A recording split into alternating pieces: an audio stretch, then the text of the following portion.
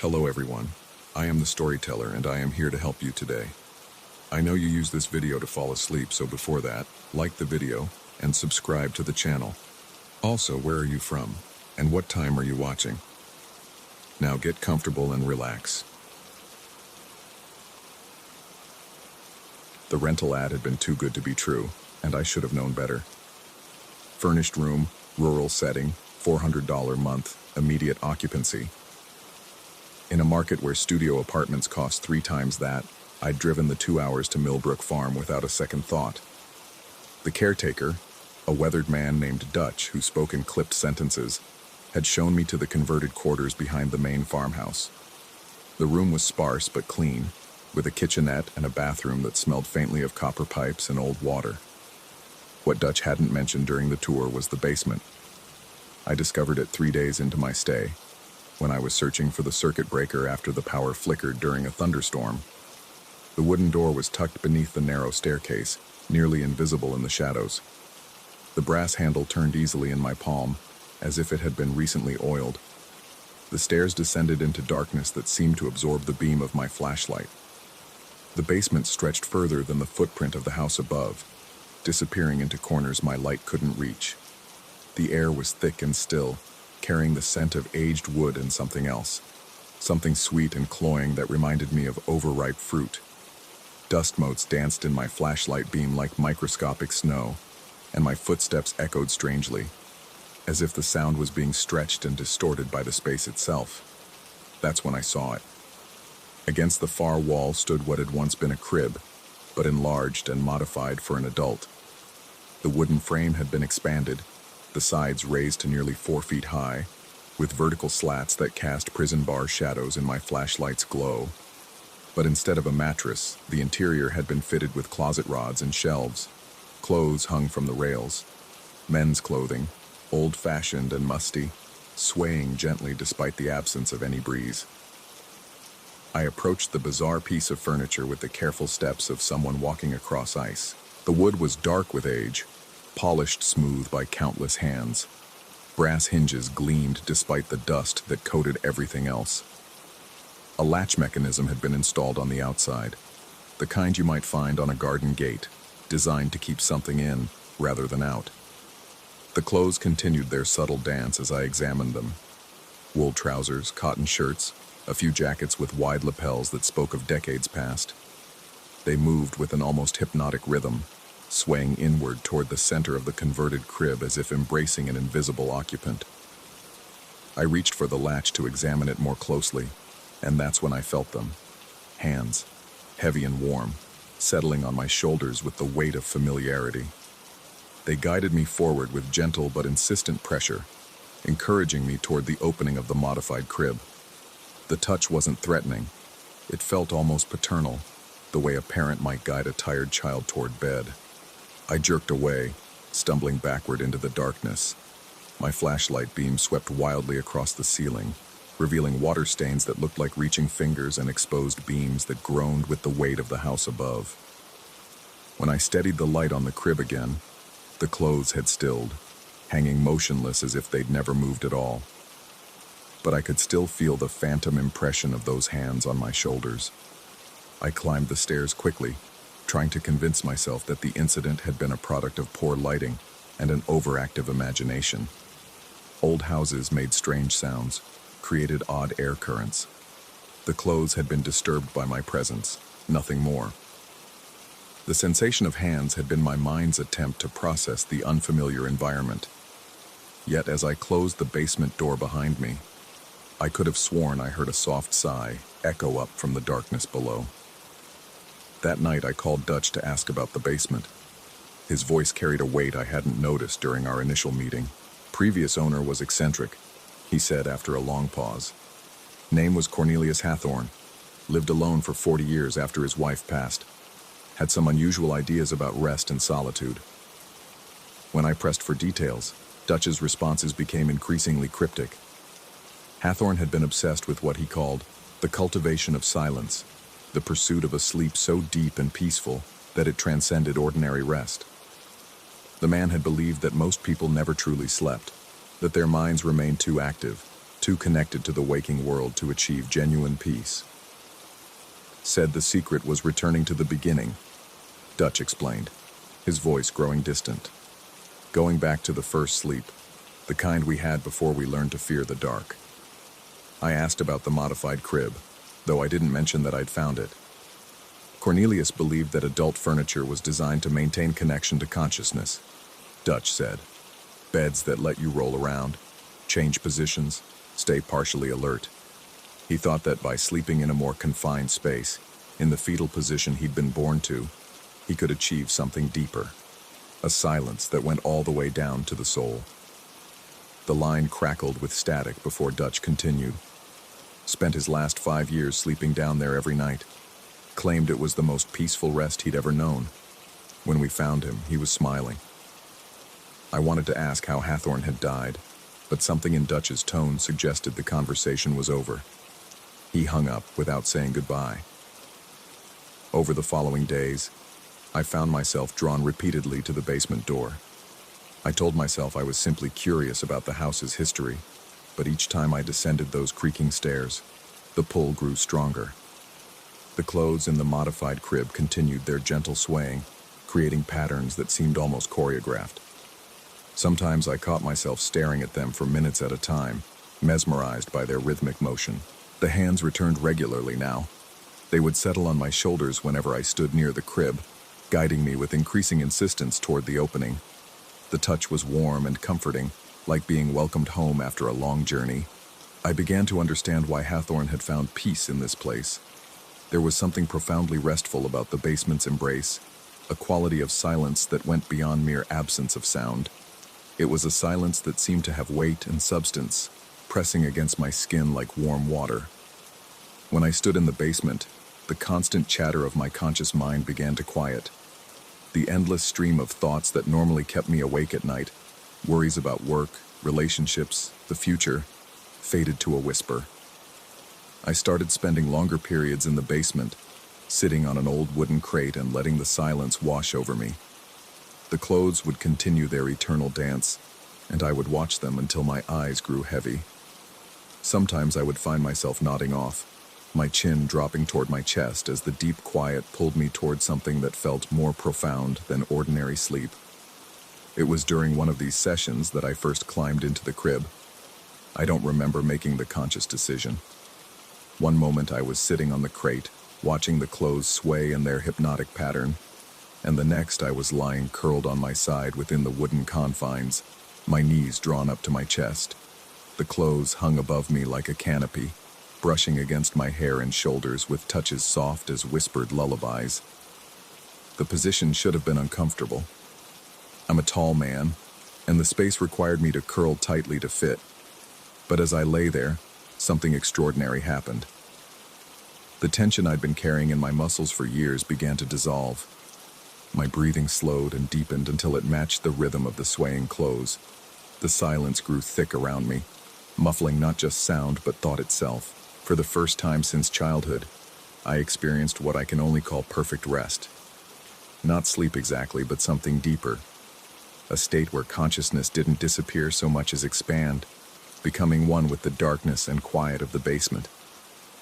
I floated in that space between waking and dreaming, cradled by the wooden walls and the whispered movement of fabric above me. When I finally climbed out, hours had passed without my awareness. My body felt refreshed in a way that no ordinary sleep had ever achieved, but my mind was unsettled. The experience had been too intense, too complete. It felt like I'd touched something that human consciousness wasn't meant to encounter while still tethered to the waking world.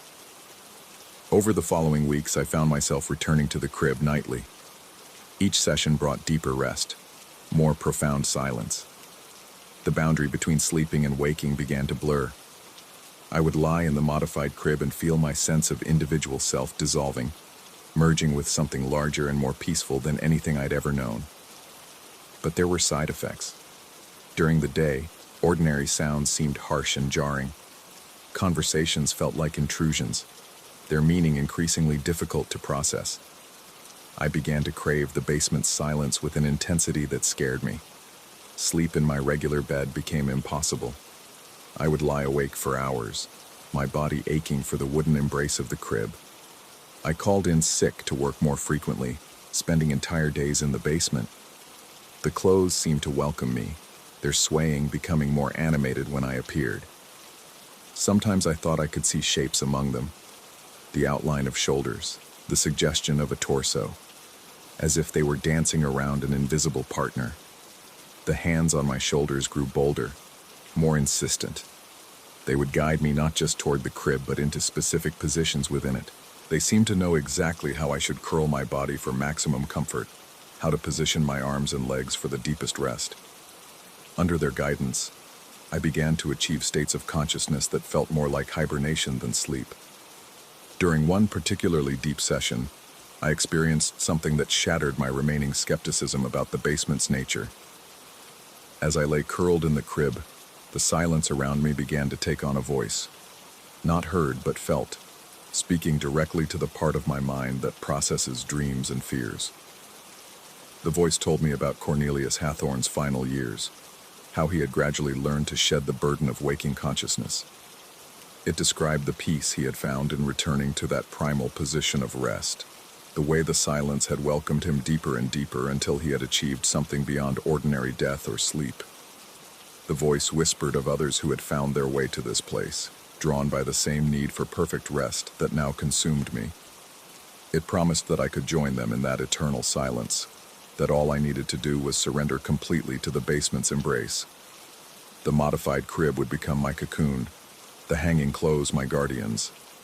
I would cultivate silence until silence cultivated me in return, drawing me into a rest so deep that the distinction between sleeping and waking would become meaningless. When I emerged from the crib that time, dawn was breaking outside. I had been in the basement for over 12 hours, yet I felt as if I'd only just closed my eyes. My reflection in the bathroom mirror showed a man I barely recognized, pale, with dark circles under my eyes despite my profound rest, and the expression of distant satisfaction that reminded me of the descriptions of Hathorne's final smile. That's when I knew I had to seal the basement. The realization came not as a moment of clarity, but as a desperate instinct for survival. Some part of my mind, the part that still remembered what it meant to be fully awake, recognized that I was being consumed by something beyond my understanding. The basement's silence wasn't just offering rest, it was offering oblivion, a release from the burden of consciousness that came at the cost of consciousness itself. I spent the day researching contractors, looking for someone who could seal the basement permanently.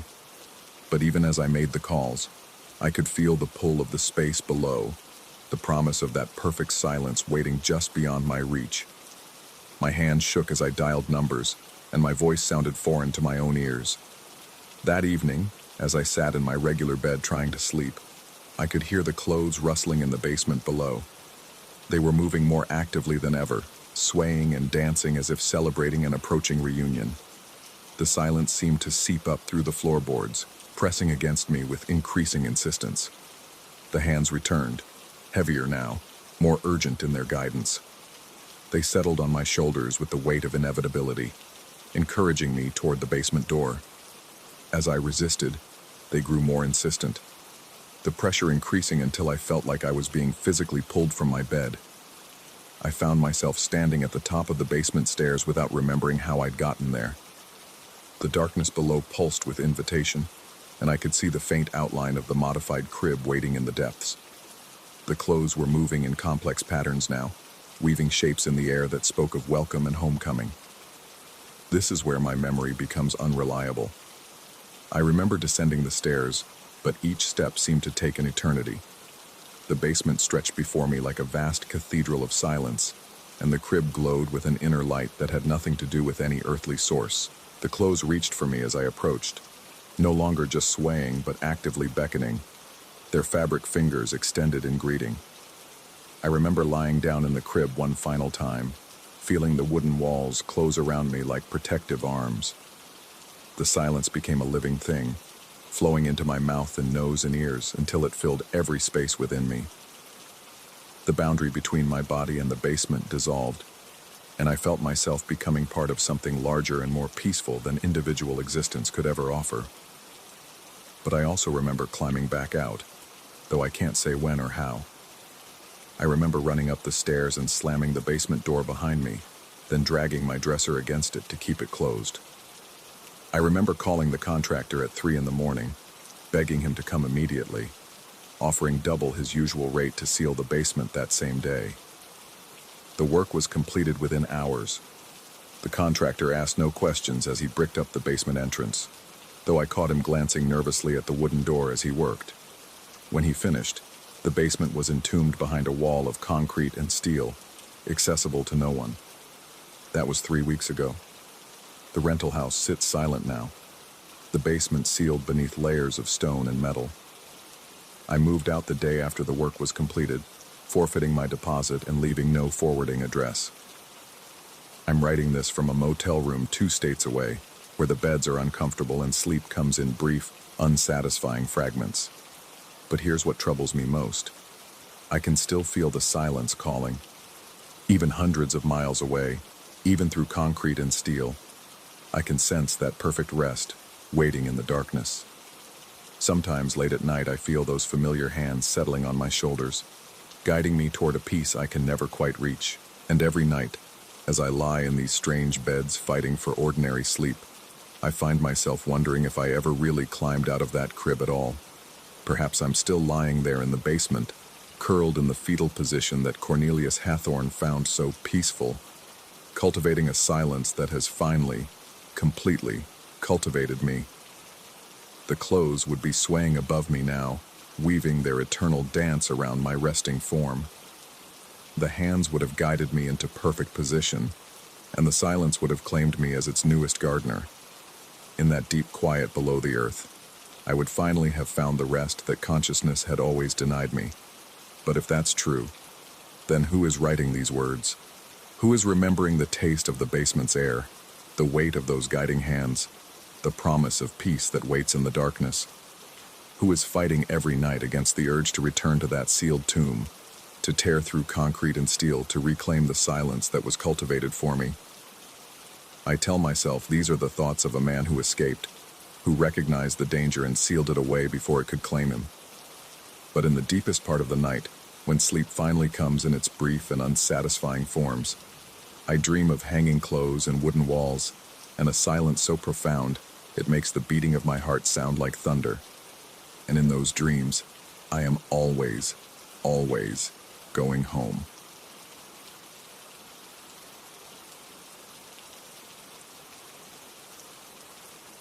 Story 2.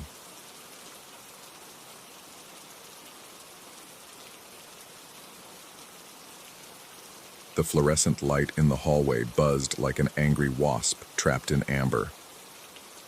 3:17 a.m., according to my phone's cracked screen, its blue glow cutting through the darkness of my cramped bunk.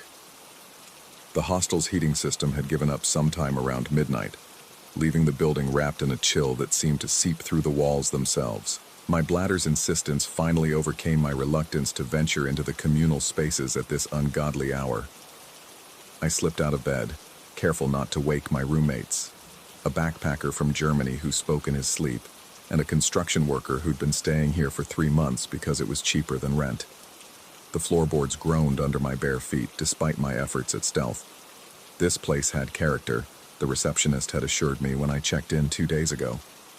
What she'd failed to mention was that most of that character manifested as suspicious stains, persistent odors, and the kind of settling sounds that made you wonder if the building was slowly collapsing, or just very, very tired.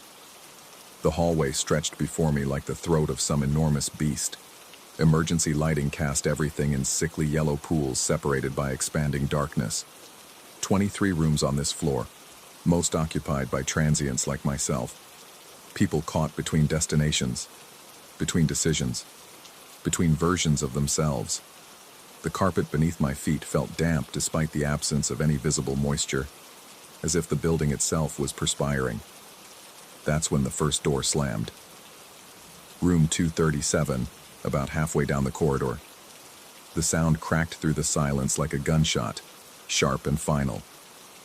I froze, listening for footsteps or voices, some indication of human agency behind the noise. Nothing. just the fluorescent light's incessant buzzing and the distant hum of traffic from the street below. Probably the wind, I told myself, though I couldn't recall any windows being open in the hallway. Old buildings had their quirks. Settling foundations, warped frames, doors that didn't quite fit their jambs anymore. Perfectly reasonable explanations existed for everything if you looked hard enough. I continued toward the bathroom, my bare feet making soft slapping sounds against the damp carpet. The chemical tang of industrial disinfectant grew stronger with each step, mixed with something else. Something organic and faintly sweet, like flowers left too long in stagnant water. Another door slammed.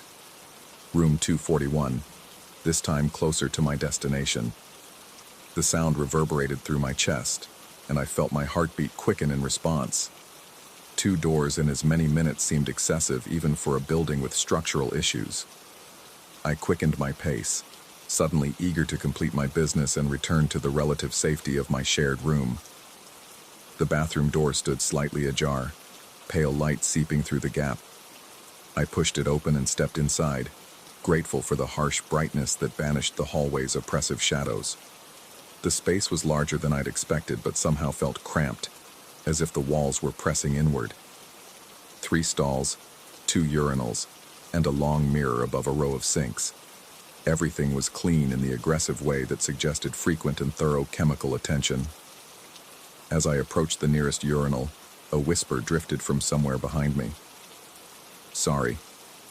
The word was barely audible, more breath than voice. I turned around, expecting to find another late-night wanderer, but the bathroom was empty. The stalls stood open, revealing their vacant interiors.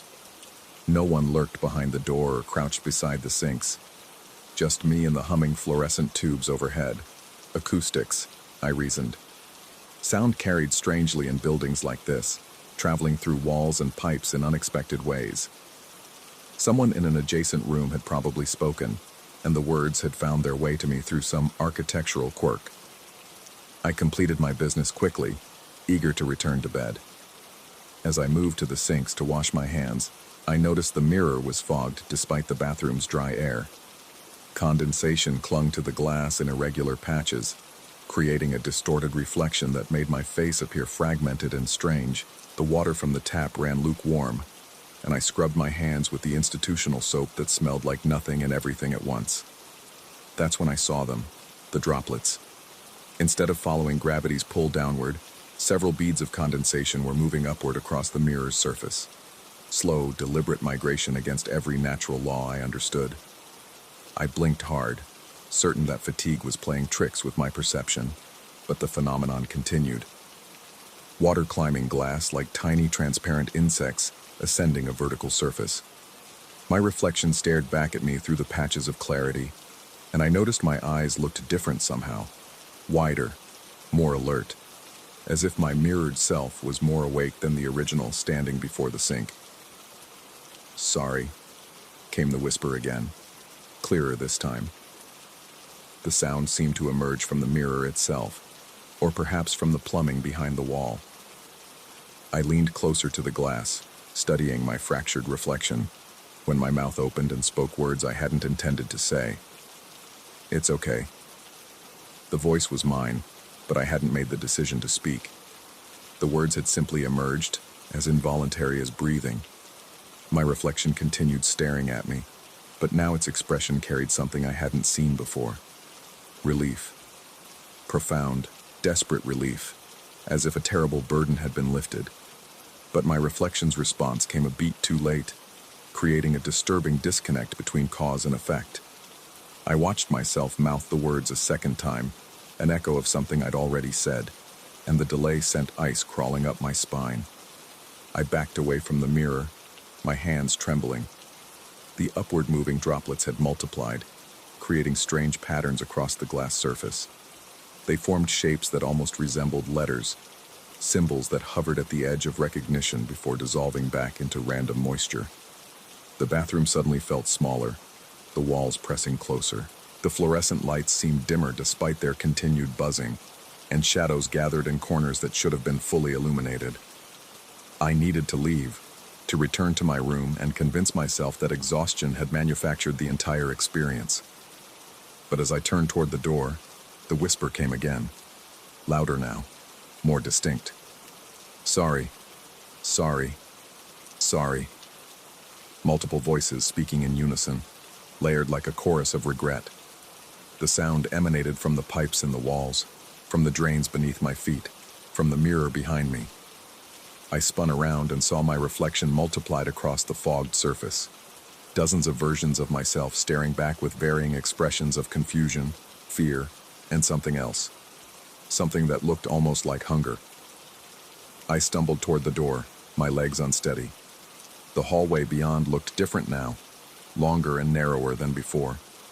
The fluorescent light continued its manic buzzing, but the sound had taken on a rhythmic quality, almost like Morse code.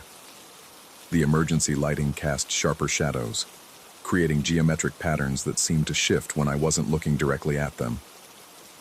Back in my room, I climbed into bed and pulled the thin blanket over my head. My roommate slept on, undisturbed by whatever had transpired in the bathroom. The German backpacker mumbled something in his sleep. Numbers, I thought, or maybe names. The construction worker's breathing created a steady rhythm that should have been comforting, but instead sounded like machinery grinding to a halt. Sleep eluded me for the remaining hours until dawn.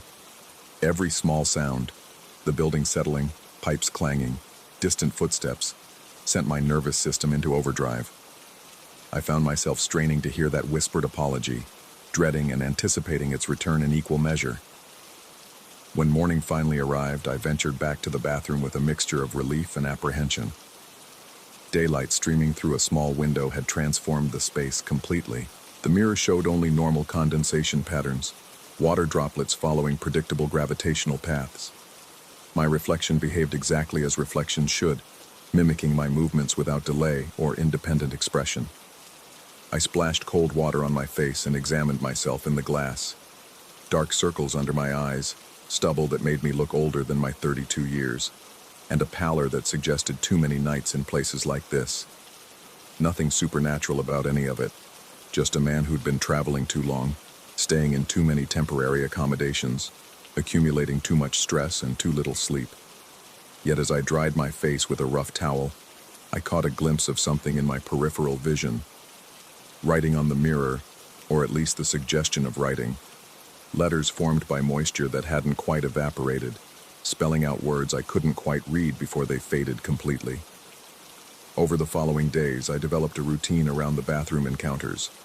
I would wake at various hours, sometimes by choice, sometimes dragged from sleep by that insistent whisper, and make my way down the hallway. The doors continued their unpredictable slamming, always different rooms, always when I was alone. The mirrors consistently fogged in impossible ways, and my reflection continued its delayed responses. But I began to understand the pattern. The whispered apologies weren't random. They were requests. Pleas from something trapped within the building's infrastructure, seeking acknowledgement and forgiveness for some unnamed transgression. Each time I responded with acceptance. It's okay. I forgive you. No problem. The presence seemed to gain strength, clarity, coherence. My reflection grew more independent with each encounter. Sometimes it would smile when I frowned, or turn its head when mine remained still. The delay between my actions and its responses lengthened, creating an increasingly disturbing disconnect. I began to suspect that whatever was trapped in the plumbing was learning to inhabit the mirror space, using my image as a template for manifestation. The other residents noticed my deteriorating condition. The German backpacker asked if I was feeling well, pointing out that I'd grown pale and distracted. The construction worker mentioned that I'd been talking in my sleep, though he couldn't make out the words. The receptionist suggested I might be happier in different accommodations, perhaps somewhere with better soundproofing and more reliable heating. But I couldn't leave. Not yet. Something fundamental was happening here. Something that challenged everything I thought I understood about reality. Either I was experiencing a genuine supernatural phenomenon, or my mind was constructing an elaborate delusion. Both possibilities terrified me in different ways. The breakthrough came on my 7th night, when I woke to find the bathroom mirror completely covered in condensation, except for a single clear patch in the center. Through this window, my reflection stared back with an expression of desperate urgency. Its mouth moved, forming words I couldn't hear through the glass barrier. I leaned closer, trying to read its lips, when understanding struck me like a physical blow. The presence wasn't just seeking forgiveness, it was seeking escape. The mirrors, the plumbing, the entire infrastructure of the building had become a prison, and my acknowledgement of its apologies was somehow providing the energy it needed to break free. But escape to where? Into the mirror space? Into the hallway? Into me? My reflection pointed urgently toward something outside my field of vision. I stepped back and saw it. A roll of duct tape sitting on the edge of the sink, definitely not there when I'd entered. The sight of it triggered a memory, or perhaps an instinct, about containment and sealing, about preventing things from escaping their designated spaces. I understood what needed to be done, though not why I understood it. Working quickly, I tore strips of tape and began covering the mirror's surface, starting from the edges and working inward. My reflection watched with growing alarm, its movements becoming more frantic as the tape closed off more of its space. It pressed its hands against the glass from the inside, mouth opening in what might have been a scream or another apology. The whispers from the walls grew louder, more agitated. "Sorry, sorry, sorry," echoing from every pipe and drain, a chorus of regret that filled the bathroom with sound. The fluorescent lights flickered overhead, casting strobing shadows that made everything seem to pulse with unnatural life. As I applied the final strip of tape, covering the last clear section of mirror, my reflection pressed its face against the glass one final time. Its expression had changed completely. No longer relief or urgency, but profound sadness mixed with what might have been gratitude. Then the tape sealed it away completely, and the whispers stopped. The silence that followed was absolute. No humming lights, no creaking pipes, no settling sounds from the building's structure. Just perfect, crystalline quiet that seemed to press against my eardrums. I backed away from the covered mirror, my hands shaking. The bathroom felt normal again, just a utilitarian space with harsh lighting and institutional fixtures. No supernatural presence, no impossible physics, no rebellious reflections. Whatever had been trapped here was either contained or banished, sealed away behind strips of duct tape like some makeshift exorcism. But as I turned to leave, I caught sight of myself in the small shaving mirror mounted beside the larger one. My reflection looked back with tired eyes and a haunted expression that seemed entirely appropriate given the circumstances.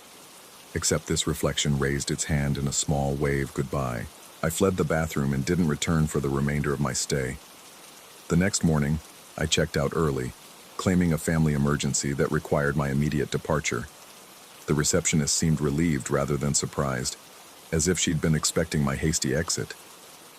As I wheeled my suitcase past the bathroom one final time, I noticed that someone had removed the tape from the mirror. Fresh strips hung from the sink's edge, curled and useless.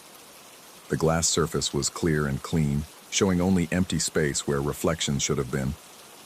I've stayed in dozens of accommodations since then: hotels, hostels, bed and breakfasts, friends' couches. None have had unusual mirror behavior or mysterious whispers. My reflections behave exactly as they should, mimicking my movements with perfect synchronization.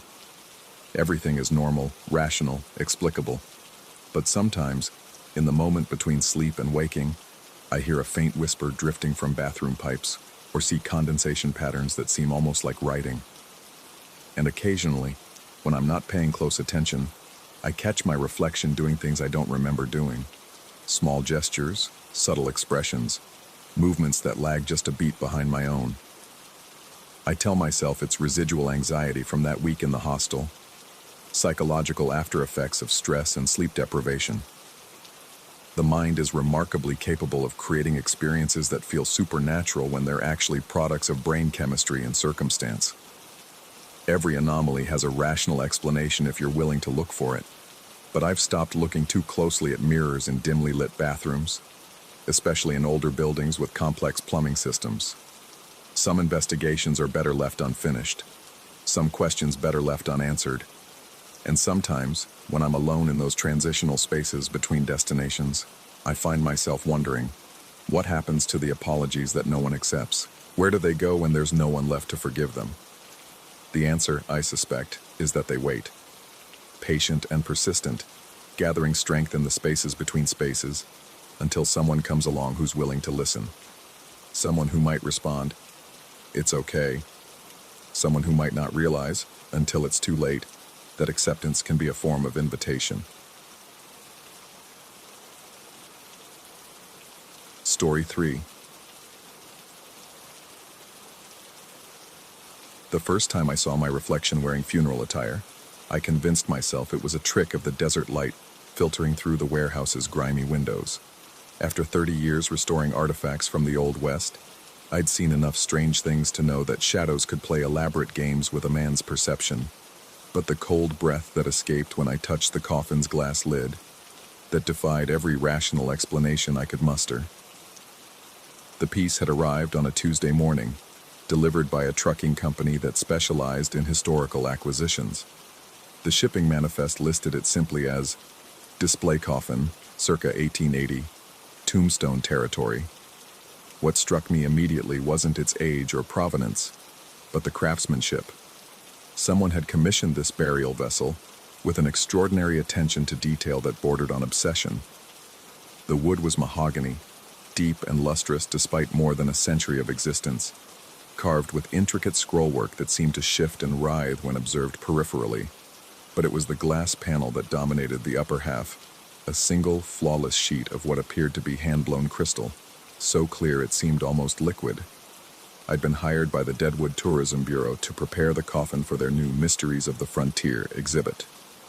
The pay was generous enough to overlook the peculiar circumstances surrounding its acquisition. According to the paperwork, it had been discovered in the basement of a demolished funeral home in Tombstone, Arizona, sealed behind a false wall that workers had broken through during renovation. No records existed of its original occupant or the funeral director who had commissioned it. The previous owner, an estate liquidator named Cornelius Blackwood, had insisted on including a handwritten note with the delivery. "Do not open after sundown. Return immediately if reflections appear incorrect." I'd laughed at the melodramatic warning initially, filing it away with similar nonsense I'd encountered over the years. Collectors of Old West memorabilia seemed drawn to fabricated mysteries and manufactured curses. But now, standing in my workshop with the late afternoon sun casting long shadows across the concrete floor, Blackwood's words echoed with an uncomfortable resonance. The temperature around the coffin remained consistently 10 degrees cooler than the rest of the warehouse, despite the New Mexico heat that typically turned the building into a furnace by midday. When I ran my hand along the glass surface, condensation would appear instantly, as though my warm palm had touched something frozen. More disturbing still were the moments when I glimpsed movement within the crystal depths, not reflections of the warehouse interior, but images that seemed to originate from within the glass itself. The first clear manifestation occurred on my third day working with the piece.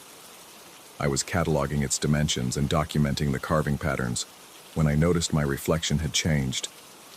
Instead of my usual work clothes, faded jeans and a cotton shirt, the figure in the glass wore a black suit of unmistakably Victorian cut, complete with a high collar and silk tie.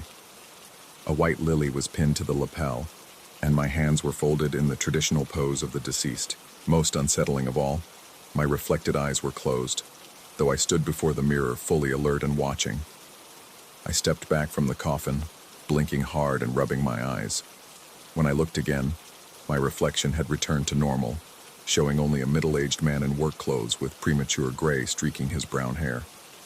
But the memory of that other image lingered, accompanied by a sensation I couldn't quite identify, as though I'd been observed by someone standing directly behind me, their presence so close I could feel the disturbance in the air. Sleep became increasingly elusive as the week progressed.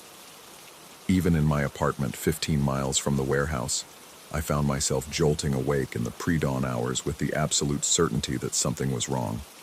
The feeling would persist until I drove to the workshop, key in hand, heart hammering against my ribs as I approached the building. Each morning, I discovered the same thing. The coffin had moved. Never dramatically. That would have been too obvious, too easily dismissed as the work of an intruder or my own faulty memory. Instead, the displacement was subtle but unmistakable. On Thursday, it had rotated perhaps 3 degrees clockwise from its position the previous evening. Friday morning, I found it 2 feet closer to the eastern wall. By the following Monday, the coffin had traveled nearly halfway across the warehouse floor, always facing a different direction, always covered with a thin layer of dust that seemed far too uniform and recent to be natural. The most disturbing discovery came when I began examining the floor around the coffin's various positions. In the concrete dust that accumulated daily despite my regular cleaning, I found footprints. Not the heavy, practical boot prints I might expect from an intruder, but the narrow, formal outline of dress shoes, the kind worn with funeral attire. The prints always began at the coffin's location and traced a careful path across the warehouse, terminating exactly where I customarily stood when entering the building each morning. I started arriving at different times, using different entrances, even parking in various locations around the warehouse. It made no difference. The footprints invariably ended at my position, as though whoever or whatever left them possessed an uncanny knowledge of my habits and movements. Worse still, the impressions in the dust appeared fresh each morning, suggesting they were created during the night hours when the building stood empty and locked. By the second week, my hands had developed a persistent tremor that made precision work nearly impossible. Coffee tasted like ash, and food had lost all appeal. I found myself speaking aloud to the empty warehouse, partially to break the oppressive silence, but also to reassure myself that my voice still functioned normally. The sound echoed strangely off the walls, returning to me with subtle distortions that made my words seem foreign and unfamiliar. The rational part of my mind searched desperately for logical explanations. Perhaps the building's foundation was shifting, causing the coffin to slide gradually across the slightly uneven floor. The dust patterns could be explained by air currents from the ventilation system, and the footprint shapes might be nothing more than random impressions created by settling debris. Even my altered reflection could be attributed to stress-induced hallucinations, or optical illusions created by the glass's unusual thickness and clarity. But rationality became increasingly difficult to maintain when the whispers began. They started as barely perceptible sounds that could easily be dismissed as wind through gaps in the warehouse walls or the settling groans of aging metal and wood. However, as my time with the coffin lengthened, the whispers grew more distinct, forming what sounded almost like words in a language I couldn't identify but somehow understood. The voice seemed to emanate not from any particular direction, but from within the glass itself, as though someone trapped inside was attempting to communicate through the crystal barrier. The content of these whispered communications filled me with a dread that transcended mere fear. They spoke of patience and waiting, of a long journey nearing its conclusion. They described the comfort of eternal rest and the peace that came with surrendering to inevitable fate. Most unsettling of all, they addressed me by name, not my professional title or the surname printed on my business cards, but the childhood nickname my grandmother had used, which I'd never shared with anyone in my adult life. Sleep deprivation and stress began affecting my judgment in increasingly dangerous ways. I found myself standing before the coffin for hours without memory of how I'd arrived there, my hand pressed against the glass surface while that other reflection stared back with eyes that remained perpetually closed.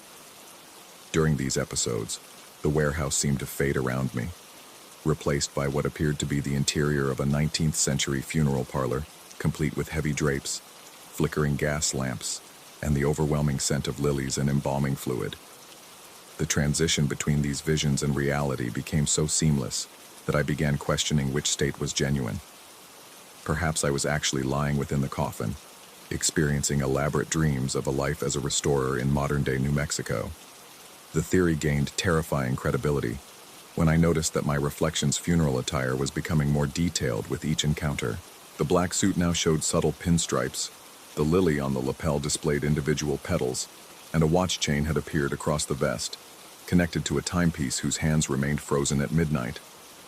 Desperation finally drove me to contact Cornelius Blackwood, whose phone number I discovered buried in the shipping documentation. When he answered, his voice carried the weight of someone who had been expecting my call for quite some time. "You've been looking in the glass," he said before I could explain my situation. His tone held no surprise, only a weary resignation that suggested he'd had this conversation before. I attempted to describe my experiences, but Blackwood interrupted with details so accurate they could only come from personal knowledge. He knew about the moving coffin, the dust patterns, the footprints, and most unnervingly, the changing reflection. When I mentioned the whispers, he fell silent for so long I wondered if the connection had been lost. "How long have you had it?" he finally asked. 2 weeks tomorrow." "Then you don't have much time left. The previous caretaker lasted 18 days before we found him." The word "found" sent ice through my veins. Found him how? Standing in his workshop at 3 in the morning, perfectly dressed in funeral attire that fit him exactly, though he'd never owned such clothes. His eyes were closed, and he was smiling, but he was breathing and responding to his name. The doctors couldn't find anything wrong with him physically, but he insisted he was dead and needed to return to his coffin. He's been in a psychiatric facility ever since, completely convinced that his life as a restorer was an elaborate hallucination he experienced while lying in state. Blackwood's explanation provided no comfort, particularly when he revealed that 5 previous caretakers had experienced similar progressions. Each had started with the moving coffin and altered reflections, progressed to whispers and time distortions, and ultimately reached a point where they could no longer distinguish between their actual lives and the funeral parlor visions. The psychiatric evaluations were consistent. Each man believed he was actually deceased and had dreamed his entire adult existence while awaiting burial. "What's in the coffin?" I asked, though part of me dreaded the answer. "Nothing. That's the problem. It was made for someone who never occupied it, commissioned by a funeral director who disappeared the night before the burial was scheduled.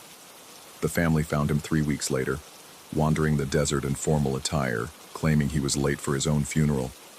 He died in an asylum, insisting until his final breath that he was still waiting to be properly buried." The line crackled with static, and Blackwood's voice became distant and hollow. "The coffin is looking for its occupant. It always has been. Each person who spends enough time with it becomes a candidate, and the glass shows them what they'll look like when they finally accept their role. That night, I didn't return to my apartment. Instead, I remained in the warehouse, determined to observe the coffin's nocturnal behavior directly. I positioned myself behind a stack of crates where I could watch the entire floor without being seen, armed with a thermos of coffee and a battery-powered lamp. The temperature dropped noticeably after sunset, and the whispers became more insistent, no longer content to remain barely audible. Around midnight, the coffin's lid opened with a soft pneumatic hiss that seemed impossibly loud in the stillness. A pale light emanated from within, casting shifting shadows across the warehouse walls that moved independently of any light source I could identify. The whispers intensified, becoming almost conversational in tone, though the words remained in that unknowable yet comprehensible language. What emerged from the coffin wasn't a figure in any traditional sense, but rather a distortion in the air itself, a human-shaped absence that moved with deliberate purpose across the warehouse floor. It left footprints in the dust, despite having no visible substance, and when it reached the center of the room, it stopped and turned in my direction. Though I couldn't see eyes or facial features, I felt the weight of its attention with paralyzing intensity. The entity stood motionless for several minutes, and I had the distinct impression it was evaluating me, measuring my suitability for some purpose I didn't want to understand. Then it raised what might have been an arm and beckoned with a gesture that seemed both invitation and command. The rational voice in my mind screamed warnings about hallucinations and psychological breaks, but my body responded without conscious decision. I found myself walking toward the apparition, each step feeling predetermined and inevitable. The warehouse around me flickered between its familiar concrete and metal structure and the elaborate funeral parlor from my visions. Gas lamps materialized along the walls, casting warm yellow light that made the shadows dance more vibrantly. When I reached the coffin, the entity gestured toward the glass surface. My reflection stared back, now completely transformed. The funeral attire was perfect in every detail, from the silk-lined jacket to the polished shoes. My hands were folded peacefully across my chest, and my face wore an expression of serene contentment I'd never achieved in waking life. Most disturbing of all, my reflected eyes remained closed even as I stood looking into them. The whispers became clear-spoken words in my grandmother's voice. "It's time to rest, Thomas. You've been walking around far too long for someone who died in 1983. The memory hit me with devastating clarity. The car accident on the desert highway during my senior year of college, the long skid across the center line, the impact with the oncoming truck, the sensation of floating above my body while paramedics worked frantically to revive me. I'd always assumed they'd succeeded, that the bright light and tunnel everyone described had been nothing more than oxygen deprivation and wishful thinking. But what if I'd been wrong? What if the 30 years since the accident had been an elaborate dream experienced while waiting for proper burial? The theory explained so much. My social isolation, the way food had gradually lost its taste, the increasing difficulty sleeping, the sense that I was somehow disconnected from the world around me. The entity beside me nodded approvingly, as though it could read my thoughts. It gestured again toward the coffin, and I understood this wasn't a threat or coercion, but simply a correction of a long-standing error. I was being offered the chance to claim what had rightfully been mine for decades. I placed my hands on the glass lid, feeling that familiar cold breath escape as the seal loosened. The surface was smooth and welcoming, and my reflection smiled for the first time since I'd begun working with the piece. The funeral parlor was now completely solid around me, the warehouse having faded to an insubstantial memory. Organ music played softly from somewhere beyond my vision, and the scent of lilies filled the air with overwhelming sweetness. As I prepared to step into the coffin, a discordant sound shattered the peaceful atmosphere. My cell phone was ringing. The modern electronic tone cut through the 19th century ambiance like a knife, and the funeral parlor wavered like a mirage disturbed by sudden wind. The entity beside me recoiled, its form becoming even less substantial, and the whispers rose to an angry crescendo before fading entirely.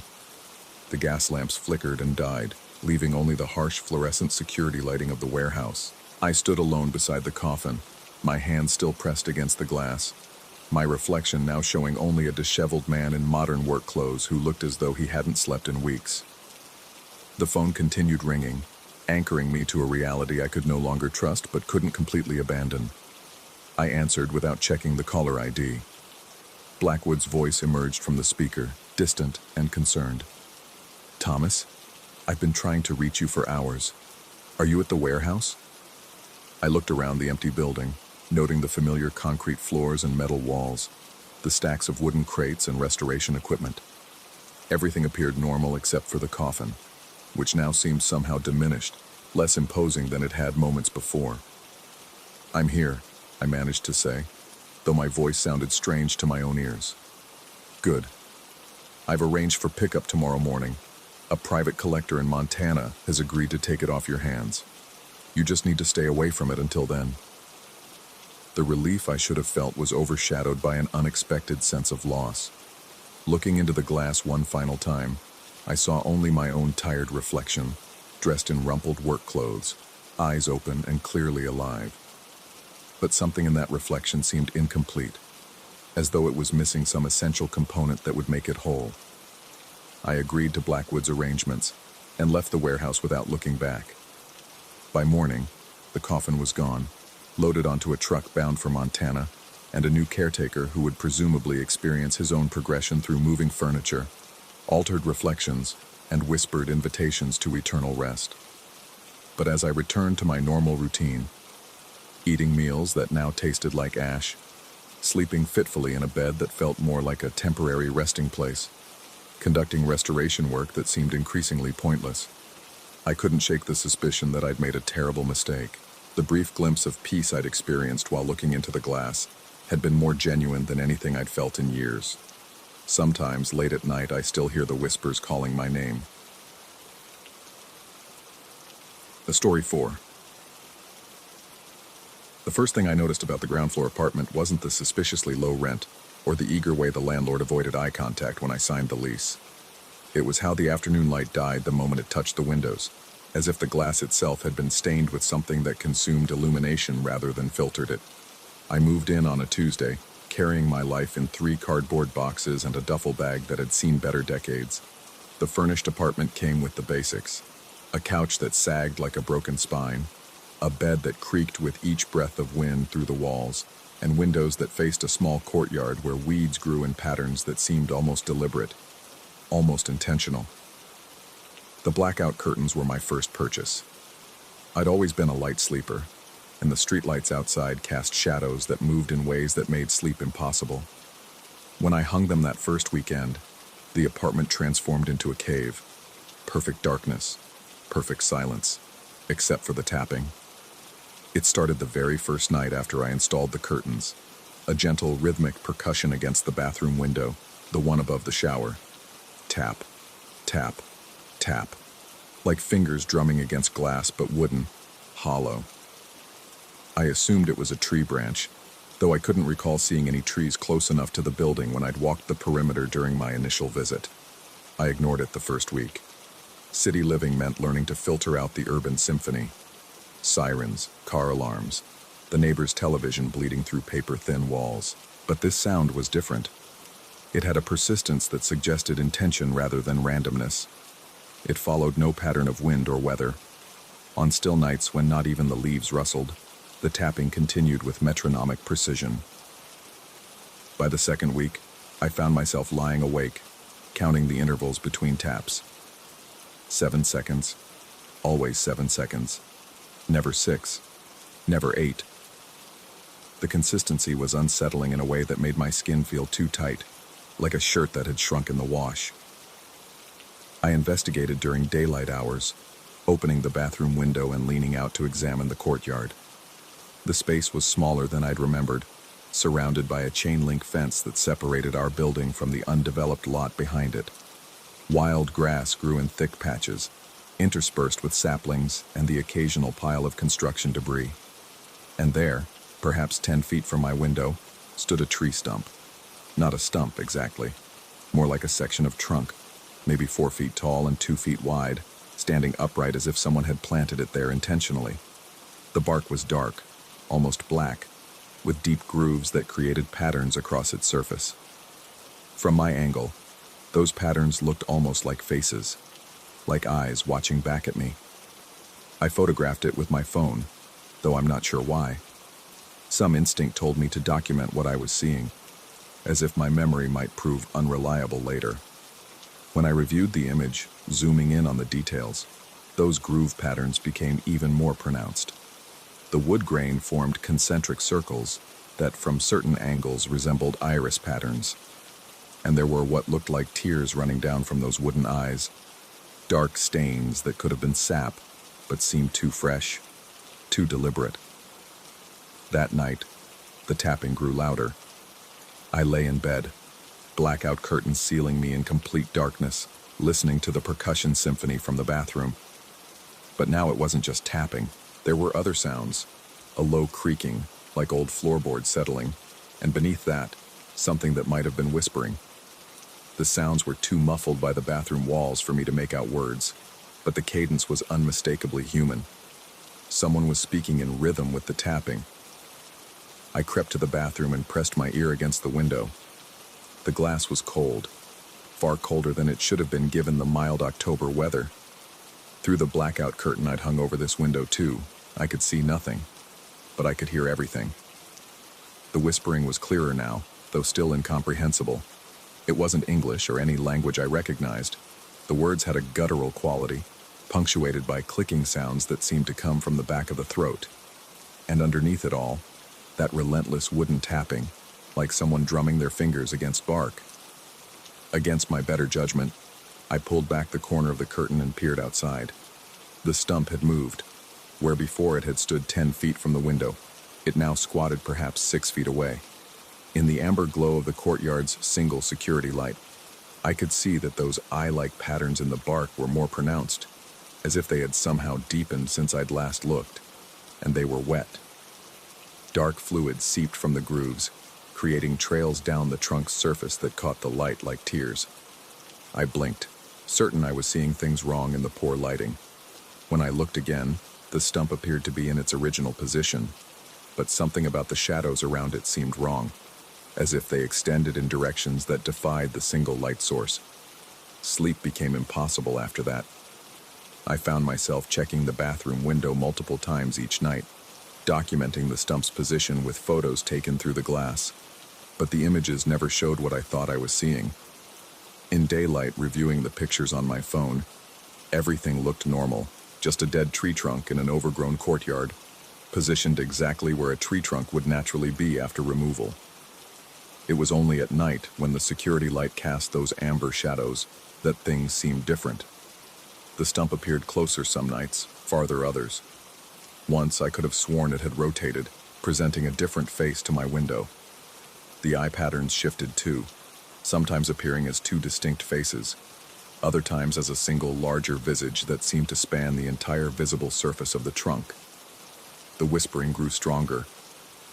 By the third week, I could hear it even with the window closed, even with the curtains drawn. The words remained foreign, but their intent became clear through repetition and tone. They were calling to me, inviting me outside. I started researching the building's history, spending my lunch breaks at the public library, digging through old city planning documents and construction permits. What I found made my hands shake as I turned the yellowed pages. The land had been purchased from the city 15 years ago, but before that, it had been designated as a cultural preservation site.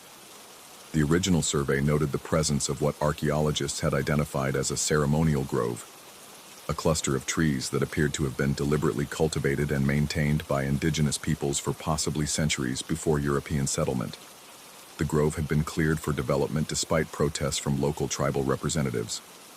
According to a newspaper clipping I found buried in the municipal archives, tribal elder Margaret Windwalker had warned that disturbing the grove would break the bark trade and leave spirits without their vessels. The phrase meant nothing to me then, but I copied it into my notebook alongside the other strange details I'd uncovered. The trees had been massive, some over 300 years old, and when they were cut down, the lumber company had reported unusual difficulty with the job. Chainsaws had malfunctioned repeatedly. Workers had complained of feeling watched while they worked. Several had quit mid-job, claiming they could hear voices coming from inside the trees as they cut. Most of the lumber had been sold, but according to the cleanup reports, several stumps and trunk sections had been left behind due to what the foreman described as equipment problems. The city had eventually given up trying to remove them and simply built around what remained. That night, armed with this new knowledge, I approached the bathroom window with different intentions. Instead of simply observing, I wanted to understand. I opened the window despite the October chill and leaned out into the courtyard air. The whispering stopped immediately. In the sudden silence, I could hear my own breathing, unnaturally loud in the still air. The security light flickered once, twice, then stabilized, casting that familiar amber glow across the overgrown space. The stump stood in its usual position, but now I could see details that had been invisible from inside. Carved markings along its base, symbols that looked both ancient and fresh, as if they had been recently renewed. And movement, subtle but unmistakable. The bark was shifting, expanding and contracting like breathing, like a slow, wooden heartbeat. I pulled back inside and closed the window, but the image was burned into my vision.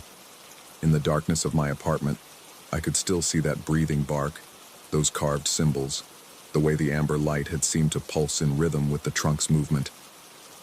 The next morning, I woke to find dark stains on my pillow. At first I thought it was blood from a nosebleed, but when I touched the marks, they were sticky and sweet-smelling. Sap, tree sap on my pillowcase, though I had been nowhere near any trees. I showered immediately, scrubbing my skin until it was red and raw. But as I dried off, I noticed dark spots on my shoulders in the bathroom mirror, small at first, no larger than freckles, but clearly visible against my pale skin. They looked like drops of sap that had somehow soaked through to stain me from the inside.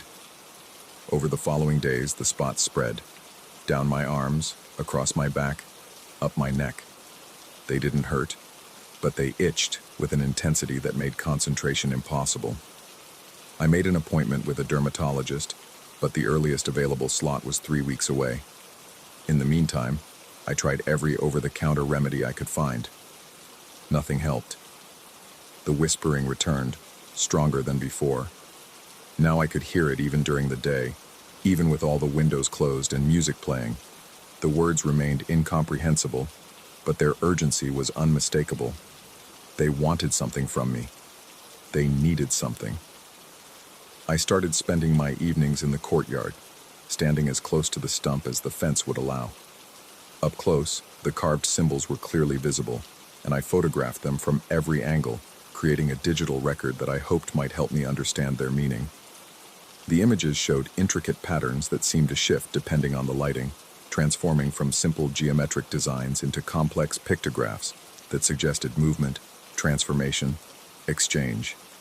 On the fourth week, I found the answer in an obscure anthropological journal archived in the university library's digital collection. The bark trade was a pre-Columbian ritual practiced by several indigenous groups throughout the Great Lakes region. The ceremony involved the spiritual exchange of outer coverings. Bark from sacred trees was removed and replaced with offerings from participants, usually pieces of animal hide or fabric, in a symbolic trade meant to strengthen the connection between human and forest communities. But the ritual required consent from both parties. The trees had to agree to the exchange, and the humans had to offer something of equal value. When European settlers began clear-cutting the ceremonial groves, they broke this ancient contract, leaving the tree spirits without their promised exchange partners. According to the journal, when the bark trade was interrupted, the tree spirits would seek out new partners on their own terms. They would mark potential candidates with sap stains and call to them with wooden voices, attempting to complete the interrupted ceremony. But without proper preparation and ritual knowledge, the exchange could go wrong. Instead of a symbolic trade of outer coverings, the spirits might attempt to claim the human skin entirely, peeling it away layer by layer until only the essential core remained. I stopped reading there, my hands shaking too much to continue scrolling. The itching on my shoulders had become unbearable, and when I scratched at the spots, they smeared like wet paint. In the library bathroom mirror, I could see that the stains had spread across my entire back, forming patterns that looked disturbingly similar to the carved symbols on the stump. That night, I didn't go to bed. Instead, I sat by the bathroom window, curtain pulled back, watching the courtyard and the stump that breathed in the amber light. The whispering had become a conversation, multiple voices now, all speaking in that ancient clicking language. They were discussing something, debating, arguing maybe. The wooden tapping had evolved into complex rhythms that sounded almost like drumming. As the hours passed, I began to understand fragments of what they were saying, not the words themselves, but their intent. They were trying to complete something that had been started long ago. They were trying to finish a trade that had been interrupted by chainsaws and bulldozers and the march of human progress, and they had chosen me as their partner in this ancient exchange. The question was whether I would agree to their terms. As dawn approached, the voices faded to whispers, then to silence. The stump settled into stillness, looking once again like nothing more than a piece of dead wood in an overgrown courtyard. But I knew better now. I understood what they wanted, what they needed, what they had been trying to tell me through weeks of wooden tapping and midnight conversations. I had a choice to make. I could pack my 3 boxes and duffel bag, break my lease, and find another apartment in another part of the city where the spirits of dead trees couldn't find me. Or I could venture outside, approach the stump, and attempt to complete the ritual that had been interrupted decades ago. The sap stains on my skin suggested I might not have as much time to decide as I'd hoped. They were spreading faster now, and in the morning light, I could see they weren't just stains anymore.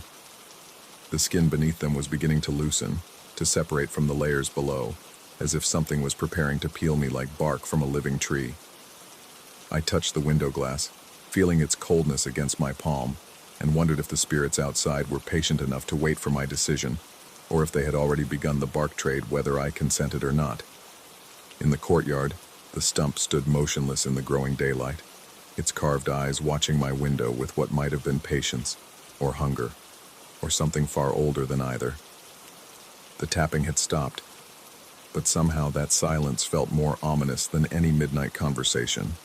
It was the quiet of something waiting, the pause before an exchange that had been decades in the making, and I still hadn't decided what I was willing to trade. Story 5. The fluorescent lights hummed their electric prayer above me as I squeezed the pump handle, watching the numbers climb with mechanical precision. 3:17 in the morning at a Shell station that probably hadn't seen renovation since the Clinton administration. The kind of place where coffee comes in styrofoam cups, and the attendant watches you through bulletproof glass with the weary resignation of someone who's seen too much of humanity's late-night desperation. I'd been driving for 6 hours straight, pushing through fatigue that made my eyelids feel like sandpaper. The highway stretched endlessly in both directions, a black ribbon cutting through darkness so complete it seemed to swallow my headlights. This was supposed to be a simple business trip, Portland to Sacramento, nothing more complicated than interstate monotony and truck stop coffee. But somewhere around the Oregon-California border, exhaustion had crept up my spine like cold fingers, and I'd taken the first exit promising fuel and caffeine. The Chevy's tank was nearly full when I first noticed the car, a 1970s Chevrolet Opala, powder blue with rust eating at its wheel wells like some automotive cancer. The license plate bracket hung empty, just 2 screws holding nothing but shadows. It had pulled up to the far pump with an engine sound like grinding teeth, all rattles and death throes. In the harsh fluorescent glare, I could make out 2 figures in the front seat, but their faces remained obscured by darkness that seemed too thick, too intentional. The pump clicked off with finality. $38.16 for unleaded regular that smelled like burnt promises. I should have walked straight to the cashier, paid with plastic, and gotten back on the highway with nothing more than a vague memory of another forgettable pit stop. Instead, I found myself lingering, watching that Opala with an attention that felt both compulsive and completely rational. The passenger door opened with a screech of protesting metal. He unfolded from the car like origami in reverse. Tall, angular, wearing a pink suit that had seen better decades. The fabric hung from his frame like skin from bones, wrinkled and stained with substances I didn't want to identify. Under the harsh lights, his face remained indistinct, features that seemed to shift when I wasn't looking directly at them.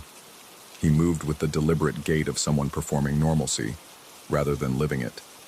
The driver remained seated, a darker silhouette that never quite resolved into human shape.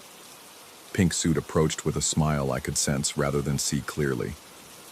He carried something in his hands, papers or pamphlets that rustled with each step like dry leaves.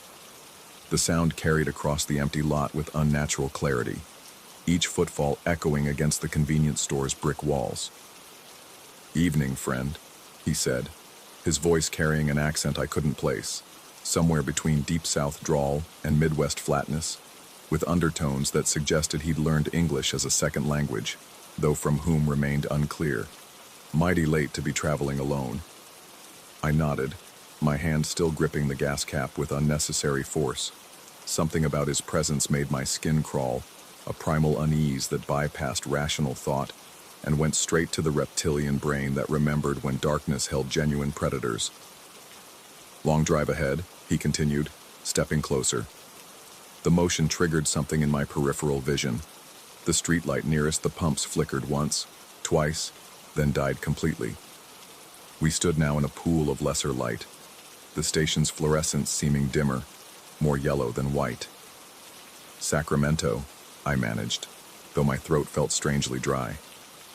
"Business trip." Pink suit chuckled, a sound like gravel in a concrete mixer. "Business, yes. Always business with you types. But what if I told you there was a better way? A more permanent arrangement?" He extended the papers toward me. In the uncertain light, I could see they were road maps, or something resembling road maps. The lines twisted and curved in patterns that hurt to follow, roads that seemed to loop back on themselves or simply end in blank spaces. At the top of each sheet, bold letters proclaimed, "Scenic routes to everywhere and nowhere." "Special offer tonight only," he continued, his smile widening beyond what facial anatomy should permit. "Miles that count toward eternity. No more stopping for gas, no more worrying about traffic or time. Just driving, forever." on roads that take you exactly where you need to go. I took a step backward, my rational mind finally engaging. This was clearly some sort of scam. Timeshare salesman or religious nuts, or possibly just someone with severe mental health issues. The smart move was to politely decline, pay for my gas, and get back on the interstate where fellow travelers and highway patrol provided the blessed anonymity of civilization. But as I retreated, something extraordinary happened. The streetlight flickered back to life. Not gradually, not with the slow warmth of incandescent bulbs heating up, but instantly, full brightness that cast sharp shadows across the asphalt. Pink Suit froze mid-gesture, his extended pamphlets trembling slightly. From the car, I heard what might have been a low growl or simply an engine idling rough. "Interesting setup you have here," I said, surprised by the steadiness of my own voice. "The light show is a nice touch." Pink Suit's smile faltered for the first time. "I'm afraid I don't follow." I gestured toward the streetlight. Motion sensors, remote control, pretty elaborate for a gas station sales pitch. The silence stretched between us like a taut wire. From inside the Opala, the engine's rumble deepened, and I caught a glimpse of the driver's silhouette shifting. Still indistinct, still refusing to resolve into recognizable human features, but definitely watching. "Perhaps," Pink Suit said carefully. "You're more perceptive than most." He took a step toward me, and again the streetlight died. This time I was ready, and I immediately moved closer to the station's entrance, where the fluorescents blazed with steady commercial brightness. The light returned like a sunrise, harsh and unforgiving. Pink Suit stopped moving. We stood there in a bizarre standoff, him frozen at the edge of the light pool, me backed against the station's glass doors. The maps in his hands rustled, despite the complete absence of wind. Through the bulletproof glass, I could see the attendant behind his counter, absorbed in what appeared to be a crossword puzzle. The normalcy of that image, bored night shift worker, flickering TV, stale donuts under heat lamps, felt like an anchor to sanity. "The roads," Pink Suit said softly, his voice carrying despite the distance between us. "They're always there, whether you choose them tonight or not. Some destinations don't require your conscious participation." I fumbled for my wallet, keeping my eyes fixed on him. "Thanks for the offer, but I'll stick with the interstate." "Will you?" The question hung in the air like smoke. The highway's a lonely place at night. So many exits, so many choices to make. Sometimes a man finds himself taking turns he never intended, following signs he doesn't remember seeing. My hands shook as I extracted my credit card. Behind Pink Suit, the Opala's engine revved once, a sound like a great cat clearing its throat. The driver's silhouette leaned forward, and for a moment I thought I saw something that couldn't be right. Empty space where a head should be, darkness so complete it seemed to pull light into itself. "I need to pay for my gas," I said, more to myself than to him. "Of course, but remember, the roads are patient. They'll wait." I pushed through the station doors, grateful for the aggressive air conditioning and the smell of stale coffee and fried food. The attendant looked up from his puzzle, a middle-aged man with kind eyes and a name tag reading Morris, and smiled with genuine warmth. "Fill up on pump 3? He asked. I nodded, sliding my card through the reader with fingers that still trembled. Through the windows, I could see Pink Suit hadn't moved. He stood at the edge of the light, holding his impossible maps, waiting with the patience of geological time. "Strange night for visitors," Morris commented, following my gaze. "That fellow's been coming around for weeks now. Always the same offer, always the same maps. Never buys anything, though." "Weeks?" My mouth felt dry as desert sand. "How many weeks?" "Oh, since maybe mid-September. Always late shift, always when it's quiet. Harmless enough, I suppose, though his friend gives me the creeps." I looked again at the Opala. The driver's silhouette hadn't moved, but something about its stillness suggested intense attention rather than disinterest, like a spider waiting in its web. "His friend?"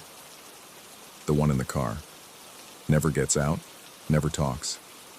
Sometimes I wonder if there's really anyone there at all, you know? Just shadows and tricks of the light." The receipt printed with mechanical efficiency. $38.16, paid in full. Thank you for your business.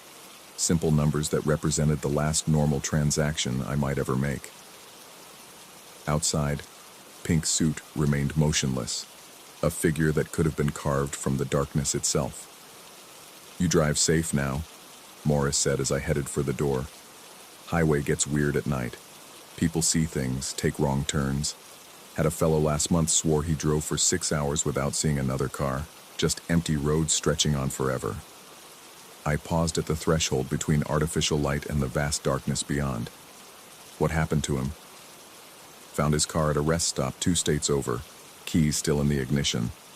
He was sitting in a diner, drinking coffee and staring at road maps. Said he'd been driving in circles for 3 days, following signs that kept changing when he wasn't looking directly at them. The night air hit me like a physical force as I pushed through the doors. Pink Suit turned toward me with that impossible smile, his maps rustling like dying things. Changed your mind? He asked hopefully. I walked quickly toward my car, keeping to the brightest part of the lot. The Chevy sat exactly where I'd left it, but something felt different. Wrong. The driver's seat looked foreign, as if I'd never sat there before. The steering wheel seemed smaller, or perhaps my hands had grown larger. Details that should have been familiar felt like props in someone else's play. The roads, remember? Pink Suit called as I fumbled with my keys. Every mile, every choice, every missed turn. They're all connected, you know, all leading to the same destination. I managed to get the door open and slide inside, grateful for the familiar smell of leather and fast food wrappers. Through the windshield, I could see Pink Suit watching me with an expression that might have been pity or hunger, or both. The engine turned over on the second try, and I backed away from the pumps with careful deliberation. In my rearview mirror, the Opala remained motionless, its driver a void in the shape of a person. Pink Suit raised one hand in what could have been a farewell or a benediction. I pulled onto the access road that led back to the interstate, my headlights cutting through darkness that seemed thicker than before. The GPS showed a simple route. Merge onto I-5 south, continue for 237 miles, arrive in Sacramento at approximately 6:15 a.m. Simple, direct, impossible to misinterpret. But as I approached the on-ramp, something caught my eye in the peripheral darkness. A sign I hadn't noticed before, green and official looking. Scenic Route 247, direct to all destinations. The sign made no geographical sense. Route 247 didn't exist on any map I knew, and all destinations wasn't how highway departments marked their signs. But there it stood, clear as daylight under a streetlight that definitely hadn't been there when I'd exited the highway. I pressed the accelerator and merged onto I-5, leaving the impossible sign behind. For the first hour, everything proceeded normally. Other cars appeared with reassuring regularity. Long-haul truckers and insomniacs and people fleeing personal disasters at highway speeds. The radio picked up familiar stations playing the same tired rotation of classic rock and talk radio that filled the night across America. Mile markers counted down with mechanical precision, each one bringing me closer to daylight and the blessed mundanity of morning traffic. But somewhere around the 90-mile mark, the other cars began to disappear. Not all at once. That would have been too obvious, too clearly supernatural. Instead, they simply became fewer. A semi would take an exit and not be replaced by another. A sedan would accelerate past me and vanish around a curve, leaving nothing but empty asphalt ahead. Mile by mile, the highway emptied until I drove alone through darkness that pressed against my windows like a living thing.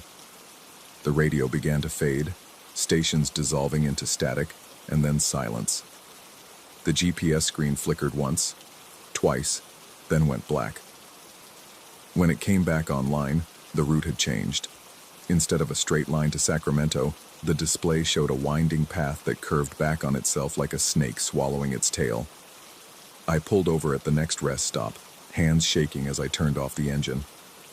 The parking area stood empty except for a single picnic table illuminated by a security light that buzzed with electrical interference. Beyond the circle of artificial illumination, the darkness was absolute. No stars, no moon, no distant lights from civilization. On the picnic table, someone had left a road map. I approached slowly. every instinct screaming danger. The map appeared standard at first glance, official highway department issue with the familiar green and blue color scheme. But as my eyes adjusted to the harsh security lighting, the details became wrong. Roads that led nowhere, exits that opened onto blank spaces, mile markers that counted backward from infinity. At the bottom corner, in small print that hurt to read, courtesy of Eternal Automotive Services, miles that matter. Behind me, an engine rumbled to life. I turned to see the powder blue Opala rolling into the rest stop, its headlights off, moving with the silent precision of something that had never needed gasoline to run. It stopped exactly where the security light's glow ended, and Pink Suit emerged from the passenger seat with those same impossible maps clutched in his hands. "Told you the roads were patient," he said, his voice carrying clearly across the empty space. "They always lead back to the same choice." The driver's door opened, and what emerged wasn't quite human. A darkness in the shape of a person, features that shifted when observed directly, hands that ended in shadows rather than fingers. It moved toward me with the fluid grace of spilled oil, making no sound on the gravel. I backed toward my car, but the keys felt suddenly foreign in my hands, too heavy and complex for such a simple action as starting an engine. The security light began to flicker, casting alternating moments of harsh clarity and impenetrable darkness. "The scenic route," Pink Suit continued, advancing slowly. "It's not really a choice, you understand. More of an inevitability. Some people take it willingly, following our recommendations. Others require more direct guidance." The shadow driver reached my car first, passing through the metal and glass as if they were insubstantial.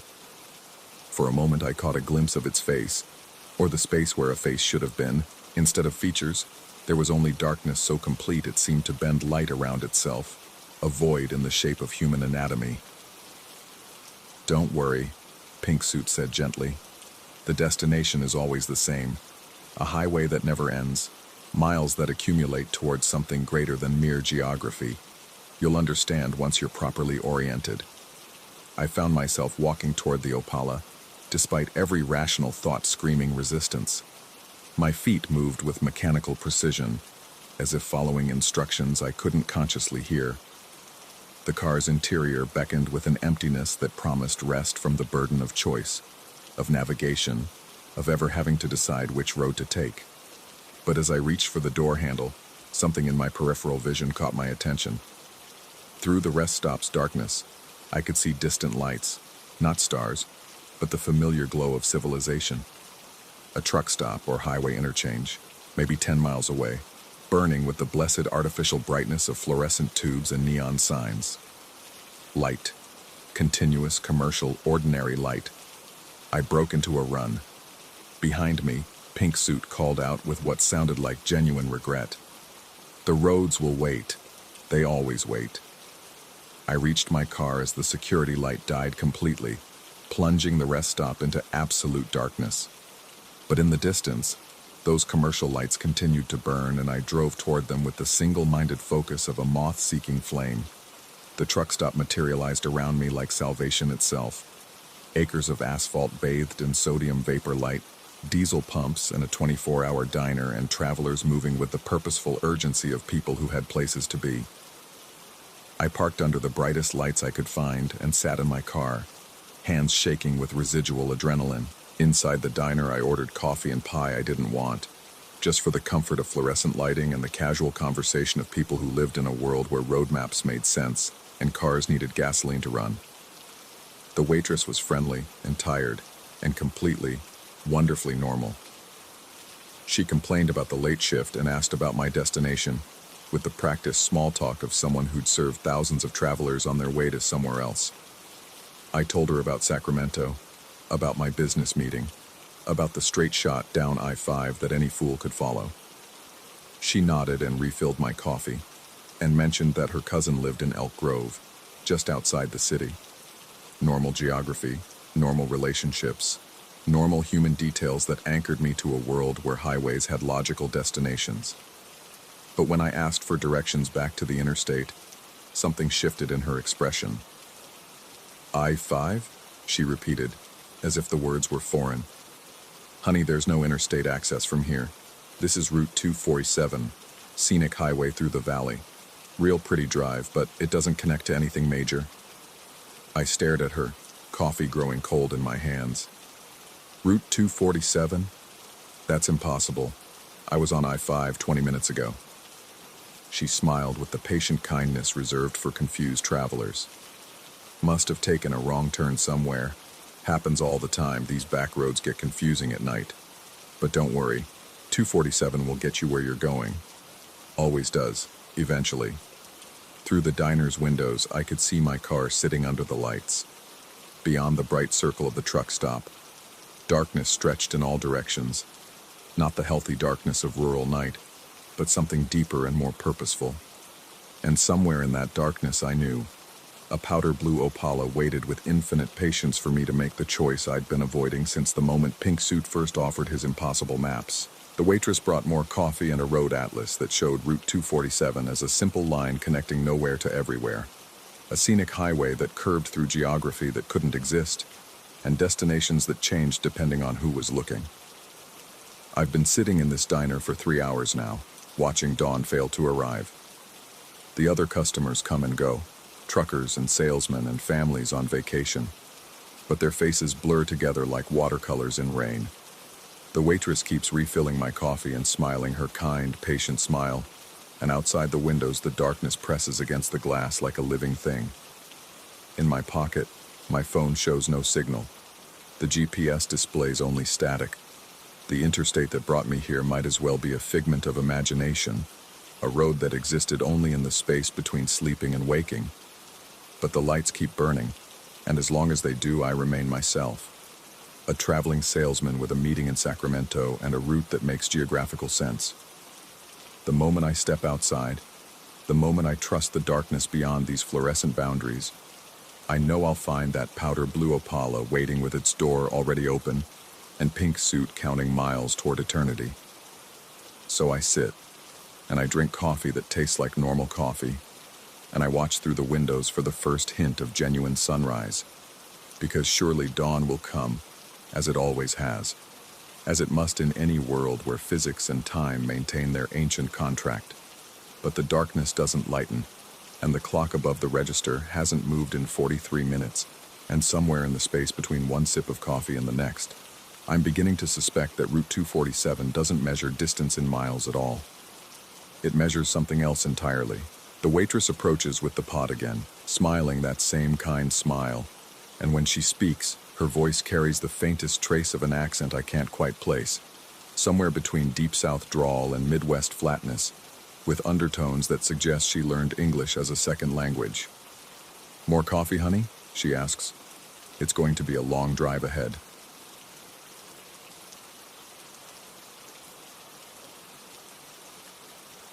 Story 6.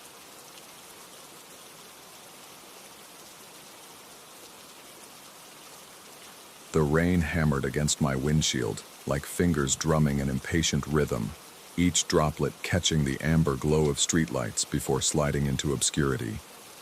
I'd been sitting in traffic for 20 minutes, watching brake lights blur into crimson streaks through the downpour. The radio droned about another storm system moving inland, but I'd stopped listening somewhere between the third weather update and the realization that I should have left the office hours ago. That's when I heard the tapping. Not the scattered percussion of rain, but something deliberate, knuckles against glass. My passenger window fogged with each breath as I turned to see two figures hunched beneath the overpass, their silhouettes wavering through the condensation. One of them pressed his palm against the window and made a rolling motion with his other hand. I cracked the window just enough to hear him over the storm. Water immediately began seeping through the gap, carrying with it the smell of wet concrete and something else. Something metallic and sharp. "Internet through missed cables," the man said, his voice barely audible above the rain. He was younger than I'd initially thought, maybe mid-20s, with dark hair plastered to his skull. His companion stood slightly behind him, motionless as a scarecrow. Revolutionary technology. Direct neural interface with weather patterns. The words made no sense, but there was something in his tone, a certainty that unsettled me more than his bizarre offer. I glanced at the traffic ahead. Still motionless. The dashboard clock read 11:47 p.m. "Not interested," I said, starting to roll the window back up. "Wait." The second figure stepped forward, revealing a woman with pale skin that seemed to catch and hold the streetlight's glow. She pressed something against my window, a small, translucent disc that adhered to the glass with a soft click. Complimentary sample. No obligation. Before I could object, they'd melted back into the shadows beneath the overpass. The traffic began moving almost immediately, as if their departure had broken some invisible spell. I accelerated, windshield wipers working overtime to clear my view, but kept glancing at the strange disc on my passenger window. It was roughly the size of a quarter, with an opalescent surface that seemed to shift colors as I looked at it. By the time I reached home, I'd nearly forgotten about the encounter. The garage door rumbled shut behind me, cutting off the sound of rain, and I sat for a moment in the sudden quiet. My headlights carved harsh shadows across the walls, and in that moment of stillness, I caught my first glimpse of it in the rearview mirror. The road behind me stretched backwards, but wrong, inverted, as if I were looking at a photograph's negative. The asphalt gleamed like oil, and the streetlights appeared to hang downward from the sky rather than reach up from their posts. I blinked hard, attributing the distortion to exhaustion and the strange play of light through rain-soaked glass. But when I looked again, the image remained inverted, and there was something else. A figure sat in my back seat. I spun around, heart hammering, but found only empty upholstery and the familiar clutter of my car's interior. When I looked back at the mirror, the figure was gone, but the inverted road remained. I fumbled for the dome light, flooding the garage with harsh fluorescence, but the rearview mirror continued to show that impossible, backwards world. That's when I remembered the disc on my passenger window. I'd intended to remove it immediately, but something made me hesitate. In the bright garage light, I could see it more clearly now, not just translucent, but seemingly deep, as if it contained layers upon layers of transparent material. Tiny patterns swirled within its surface, too complex to follow with the eye. When I reached for it, my fingertips encountered not glass, but something that felt organic, warm, and slightly damp. I jerked my hand back and decided to deal with it in the morning. The next day brought no relief. If anything, the distortions had worsened. Every reflective surface in my car, the side mirrors, the rearview mirror, even the dark screen of my phone, showed that inverted world. During my commute, I found myself stealing glances at these warped reflections, trying to make sense of what I was seeing. The roads in the mirror world curved in impossible directions. Buildings hung from the sky like stalactites, their windows glowing with a light that seemed too warm, too orange, and occasionally, just at the edge of my peripheral vision, I would catch movement in the back seat, a shadow that shouldn't exist, a presence that vanished the moment I turned to look. I tried to explain it away. Stress from work, perhaps. I'd been putting in long hours on the Morrison account, sleeping poorly, drinking too much coffee. Hallucinations weren't uncommon during periods of extreme fatigue, but the explanations felt hollow, like excuses I was making to avoid confronting something I didn't want to understand.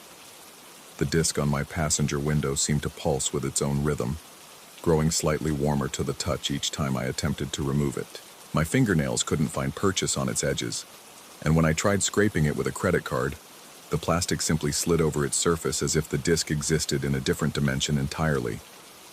On the third night, I decided to take a different route home, avoiding the overpass where I'd encountered the vendors. But as I drove through unfamiliar neighborhoods, I realized that the road in my mirrors was becoming more real than the one ahead of me. The inverted world had gained detail. I could see people walking along its backward sidewalks, their movements fluid and strange, as if they were swimming through thick air. And the passenger in my back seat was no longer just a shadow. When I glanced at the rearview mirror now, I could see him clearly. A man in a dark coat, his face obscured by the dim lighting, but his presence undeniable. He never moved when I was looking directly at the mirror, but I could sense his attention on me, constant and unwavering. When I tried to catch him by turning around quickly, the back seat remained empty, but I could feel the lingering warmth where he'd been sitting. The sensation of being watched followed me everywhere now. At work, I found myself checking reflective surfaces compulsively. Computer screens, coffee pot surfaces, the glass of picture frames. Each showed glimpses of that backwards world, and in each, the man in the dark coat grew more distinct. His features began to emerge from the shadows, sharp cheekbones, eyes that seemed too bright, a mouth that never quite smiled, but suggested the possibility of one.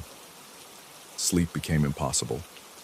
Every time I closed my eyes, I could feel his presence growing stronger, as if the darkness behind my eyelids was somehow connected to that inverted realm in my mirrors. I began leaving lights on throughout my apartment, but even then, the shadows seemed deeper than they should be, and I caught myself checking over my shoulder constantly. The disc had grown since that first night. What started as a quarter-sized circle now covered nearly a third of my passenger window, its edges spreading in organic patterns that reminded me of frost formations or neural networks. The opalescent surface had deepened, becoming more complex, more alive. Sometimes I thought I could see movement within its depths, figures walking along inverted corridors, their steps echoing in dimensions I couldn't quite perceive. I tried researching internet through mist cables online, but found nothing. No references, no technology even remotely similar to what the vendors had described. I called the city to ask about permits for street vendors in that area, but the woman on the phone told me no permits had been issued for that location in over 6 months. By the end of the week, I could no longer distinguish between the real road and its reflection. When I drove, I found myself following the path shown in my mirrors, rather than the one visible through my windshield. The inverted world had become more vivid, more detailed than reality. Its buildings were cleaner, its streets smoother, its light warmer and more welcoming. And in that world, dawn never came. I realized this on Friday night as I sat in my car in an empty parking lot, engine running, watching the mirrors. In the real world, streetlights had come on automatically as dusk fell. But in the reflection, the light remained constant. Not daylight, but not quite night either. A perpetual golden hour that cast everything in amber tones and stretched shadows in directions that defied the laws of physics. The man in the back seat had begun to speak. I couldn't hear his voice directly, but I could feel his words resonating through the car's frame, vibrating through the seat and steering wheel. He spoke of roads that led nowhere and everywhere simultaneously, of destinations that existed only in the spaces between heartbeats, of a world where travelers never grew tired because they never truly moved. That's when I understood what was happening. The disc wasn't just showing me another world, it was preparing me to enter it. Each day, the barrier between the two realities grew thinner. Each night, the inverted road became more real, more substantial. Soon I would have to choose which world to inhabit, and I suspected that once I made that choice, there would be no returning. I tried one final time to remove the disc, pressing my fingertips against its surface and pulling with all my strength. But instead of coming free, it seemed to pull back, and for a terrifying moment, I felt myself being drawn toward the window, toward that impossible depth within the translucent material. I jerked my hand away, but something had changed. The boundary between the two worlds was now so thin, I could step through simply by believing I belonged on the other side. The man in the back seat was no longer confined to reflections. I could sense him sitting directly behind me, patient and eternal, waiting for me to join him on roads that led through landscapes painted in permanent twilight. The rain began again as I sat there, drumming against the roof with that same insistent rhythm I'd heard a week ago. But now I recognized it for what it truly was. Not precipitation, but the sound of countless travelers walking along the inverted roads, their footsteps echoing across dimensions, calling to those of us still trapped in the world where morning always comes too soon and night never lasts long enough. I reached for the key in the ignition, my hand trembling. Through my windshield, I could see the familiar parking lot, the yellow streetlights, the normal world where I'd lived for 34 years. But in every mirror, the golden road stretched endlessly backward and forward, populated by figures who had learned to navigate by reflection rather than sight. The choice was mine to make. I turned the key, and the engine responded with a purr that sounded almost like contentment. As I shifted into drive, I realized I was no longer certain which direction was forward and which was back, which world was real, and which was reflection. Perhaps that uncertainty was the point. Perhaps that's where the real journey begins, in the space between certainty and doubt, in the moment when you realize that the road ahead might be nothing more than a memory of the road behind, seen through glass that shows truth by inverting it. I pressed the accelerator and followed the golden path, watching the normal world grow smaller in my mirrors, until it was nothing more than a fading point of light, like a star dying in the distance. The man in the back seat was smiling now. I could feel it. And for the first time in a week, I wasn't afraid of him. After all, in a world where dawn never comes, there's no such thing as running out of time.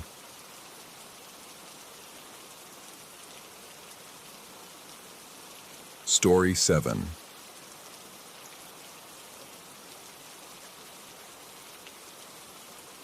The first paper bird appeared on my junior year calculus textbook, its delicate wings folded with surgical precision. I almost tossed it without thinking, just another origami crane from a bored classmate. But something about the weight of the paper felt wrong beneath my fingertips, heavier than it should be, as if the fibers themselves carried the burden of secrets. When I unfolded it, my own handwriting stared back at me. I've been watching you from coffee shops that don't exist yet, counting the days until you'll understand what we become together. Your smile in third period chemistry makes my chest ache across decades. The letters were mine, every curve of the G, every crossed T, but written in rust-colored ink that left my fingers stained with metallic residue. I'd never written those words. I'd never even thought them about anyone specific, yet they captured a longing I didn't know I possessed. That was 3 years ago. The birds haven't stopped coming. Now, sitting in my apartment at 2:47 a.m., I run my thumb along the windowsill where tonight's delivery rests. 7 paper birds in total, each one more intricate than the last, each containing confessions that make my skin crawl with recognition. The handwriting evolves with each letter, my penmanship maturing, gaining confidence, becoming more desperate. The latest one arrived despite every precaution I'd taken.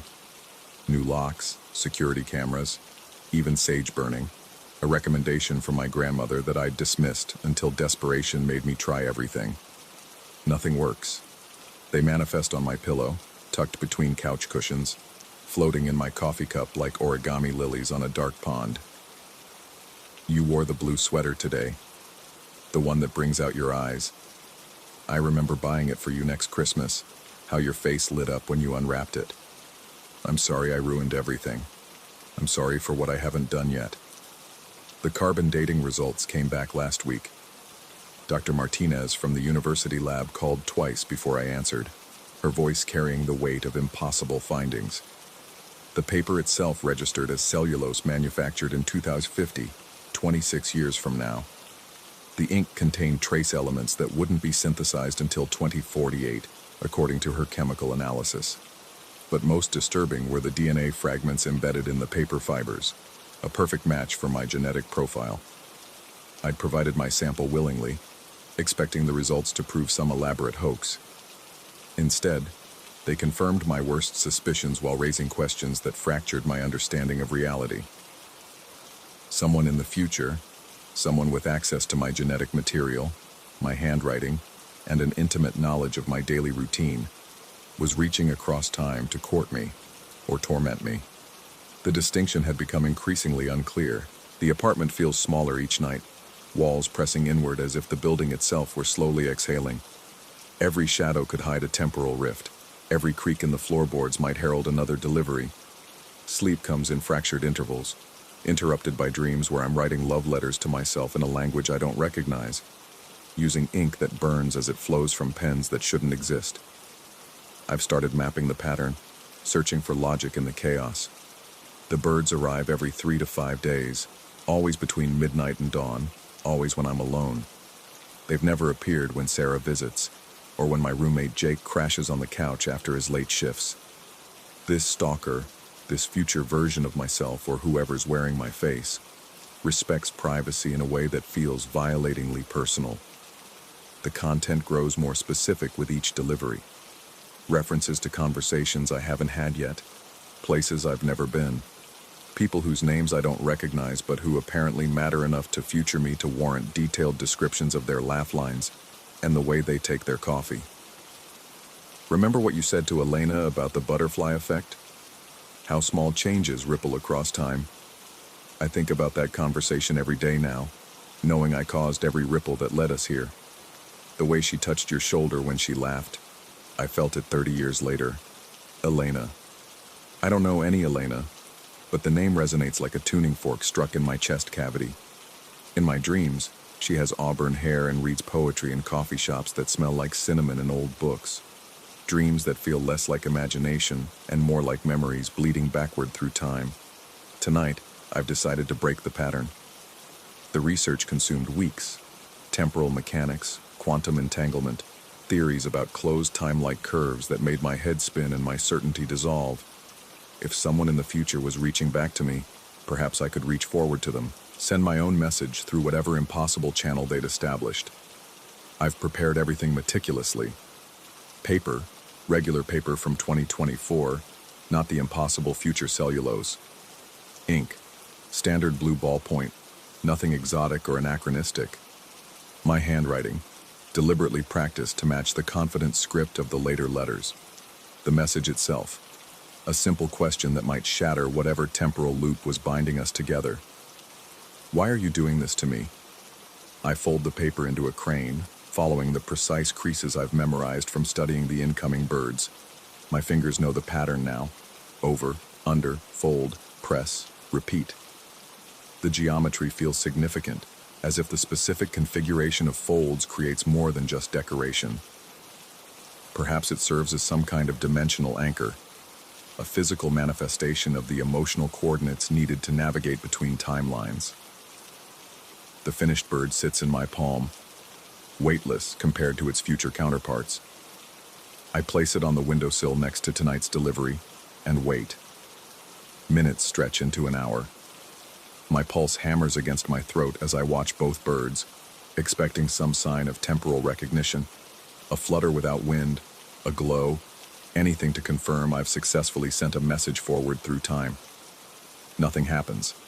The future bird remains motionless, its rust-colored secrets locked within paper that shouldn't exist.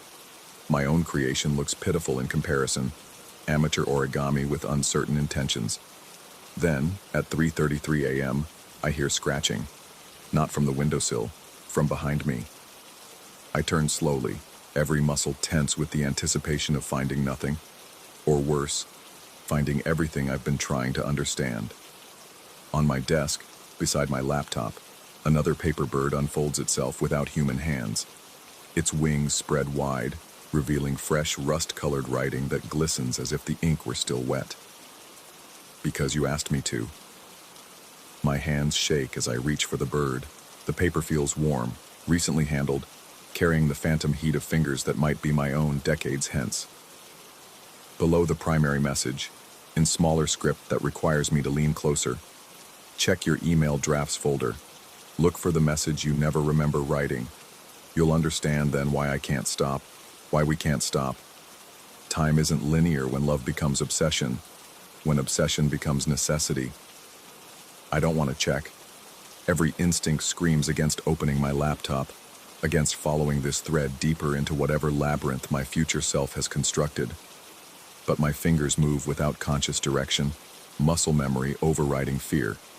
My email drafts folder, usually empty except for occasional work projects, contains 17 messages, all addressed to myself, all dated from times I have no memory of being at my computer. 3 a.m. sessions, 4 a.m. confessions, 5 a.m. desperate pleas. The subject lines read like a descent into madness. Day 1, it worked. Day 15, the ripples are getting stronger. Day 32, she noticed me today. Day 67, I think I'm changing things. Day 89, time isn't healing, it's festering. Day 156, I need to stop, but I can't. Day 203. You won't understand until you become me. The most recent draft, dated just 6 hours ago while I was sleeping, contains only one line. The experiment begins tomorrow. You'll meet Elena at the coffee shop on 5th Street. Don't try to avoid it. Every attempt to change the timeline only makes it more certain. My phone buzzes. A text from my friend Marcus, inviting me to grab coffee tomorrow afternoon. At a new place on 5th Street he's been wanting to try. A place I've never heard of but somehow knew existed, as if the knowledge were planted there by someone intimately familiar with the geography of my future regrets. I delete the text without responding, power down my laptop, unplug my phone, close every window in my apartment despite the stifling heat. If I can't receive messages, perhaps the timeline will fragment, breaking whatever causal loop has trapped me in this correspondence with tomorrow. But I know it's futile even as I do it.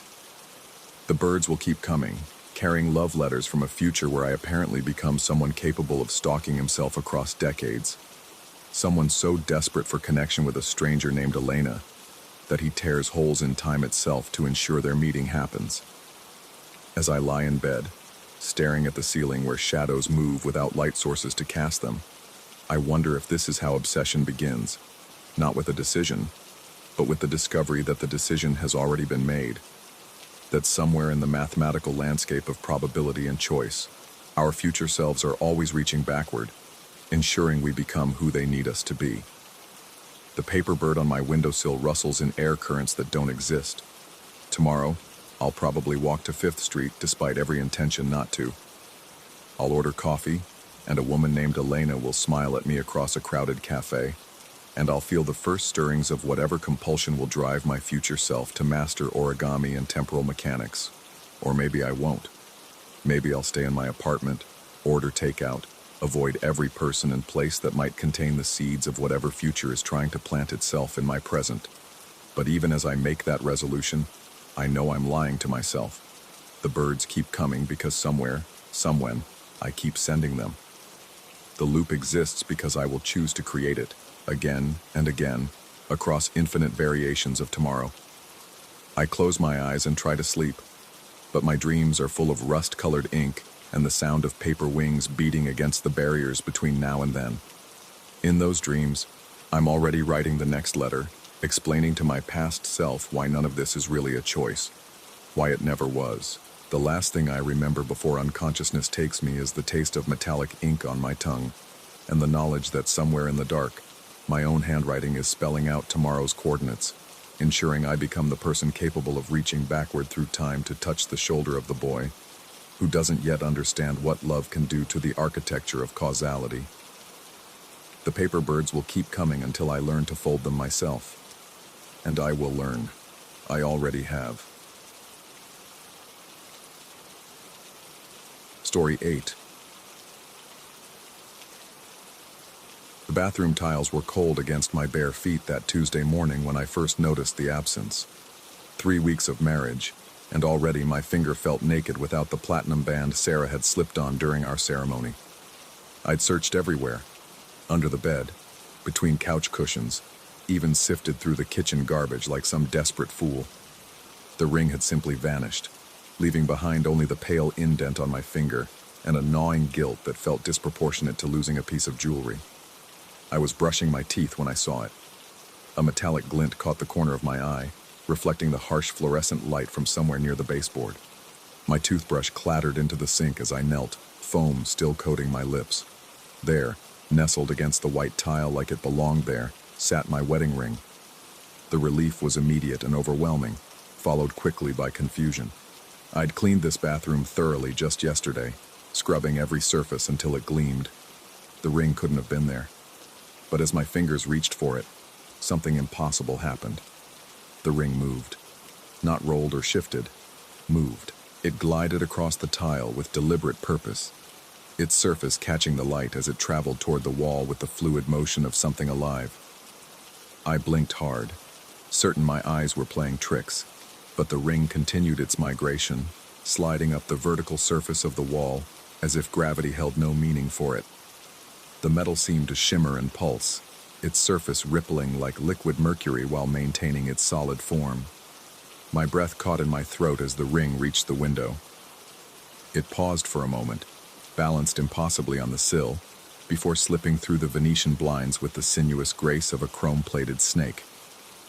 The slats barely moved as it passed between them, and then it was gone, leaving me kneeling on cold tiles with the taste of toothpaste turning bitter in my mouth. I spent the rest of that day telling myself I'd imagined it. Stress from the new marriage, from starting a new job, from the general upheaval of adult life, all perfectly reasonable explanations for a mind playing tricks.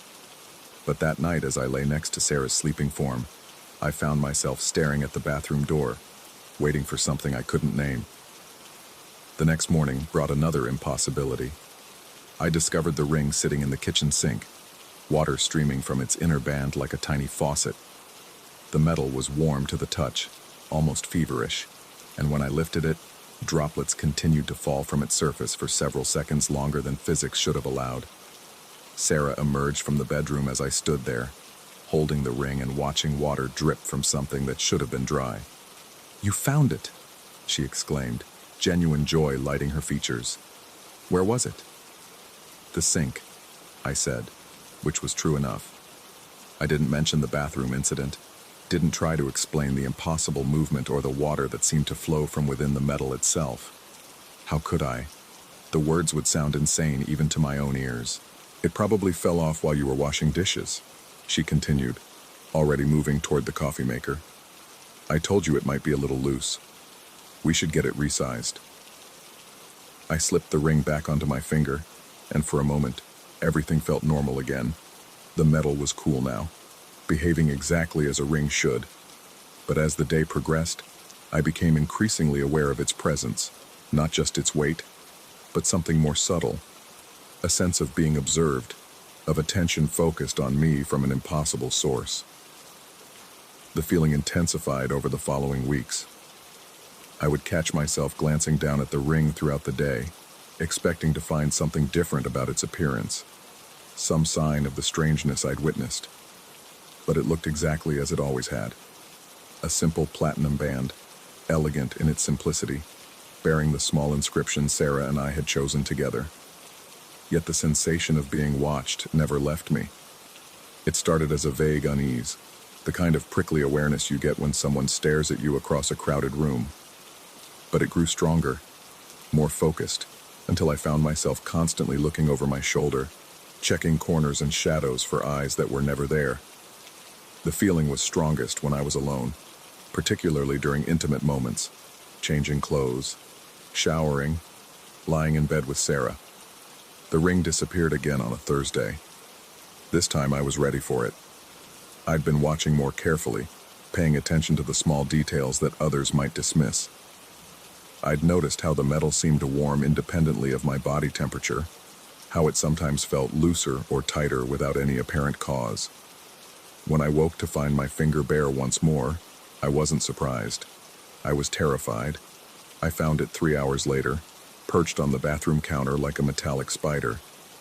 As I approached, it began to move again, that same impossible gliding motion, but this time I was close enough to see details that made my skin crawl. The surface of the ring rippled and flowed while maintaining its solid shape, and for just a moment, I could swear I saw something that looked like tiny eyes reflected in its polished surface. Dozens of them, blinking in sequence along the band's circumference. The ring made a soft, scraping sound as it moved, metal against porcelain. But underneath that was something else, a whisper-quiet chittering, like the sound insects make when they communicate in frequencies just at the edge of human hearing. It reached the edge of the counter and simply flowed over the side, dropping to the floor with a sound like rain on metal roofing. I followed it through the house, watching as it navigated around furniture legs and under doorways with purposeful intelligence. It seemed to know where it was going, and when it finally came to rest in the bedroom closet, nestled among Sarah's shoes, I understood with dawning horror that it had been watching us sleep. The jeweler's shop occupied a narrow space between a dry cleaner and a second-hand bookstore, its windows filled with an eclectic mix of antique pieces and modern repairs.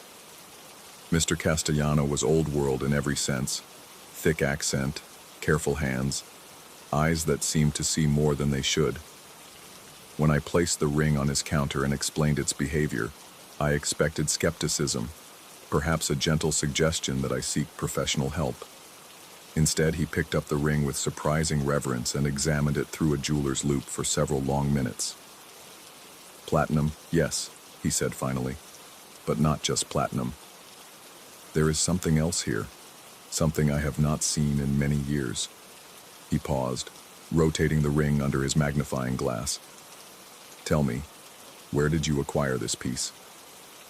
"It was my grandfather's originally," I replied. "My grandmother gave it to me when Sarah and I got engaged. She said it had been in the family for generations." Mr. Castellano nodded slowly, as if this confirmed something he'd suspected. "The inner band, you see here? These markings are not decorative. They are functional." He handed me the loupe, pointing to areas where I could now see tiny symbols etched into the metal. Symbols that definitely hadn't been there during our wedding ceremony. "What kind of function?" I asked, though part of me already dreaded the answer. "Living nickel," he said simply. "A compound developed in the late 1800s for very specific purposes. The Victorians were obsessed with surveillance, with watching and being watched. They created jewelry that could, how do you say, record impressions." The shop suddenly felt colder, and I found myself glancing around as if someone might be listening. Record impressions of what? Intimate moments, private conversations, the kind of things that could be used for blackmail or other purposes. Mr. Castellano's expression was grave. These talismans were popular among certain circles, voyeurs, spies, those who traded in secrets. The living nickel responds to human warmth and proximity, creating a kind of memory metal. My throat felt dry as I processed this information.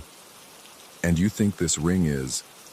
"I think this ring has been recording everything it has witnessed while in contact with your skin," he said.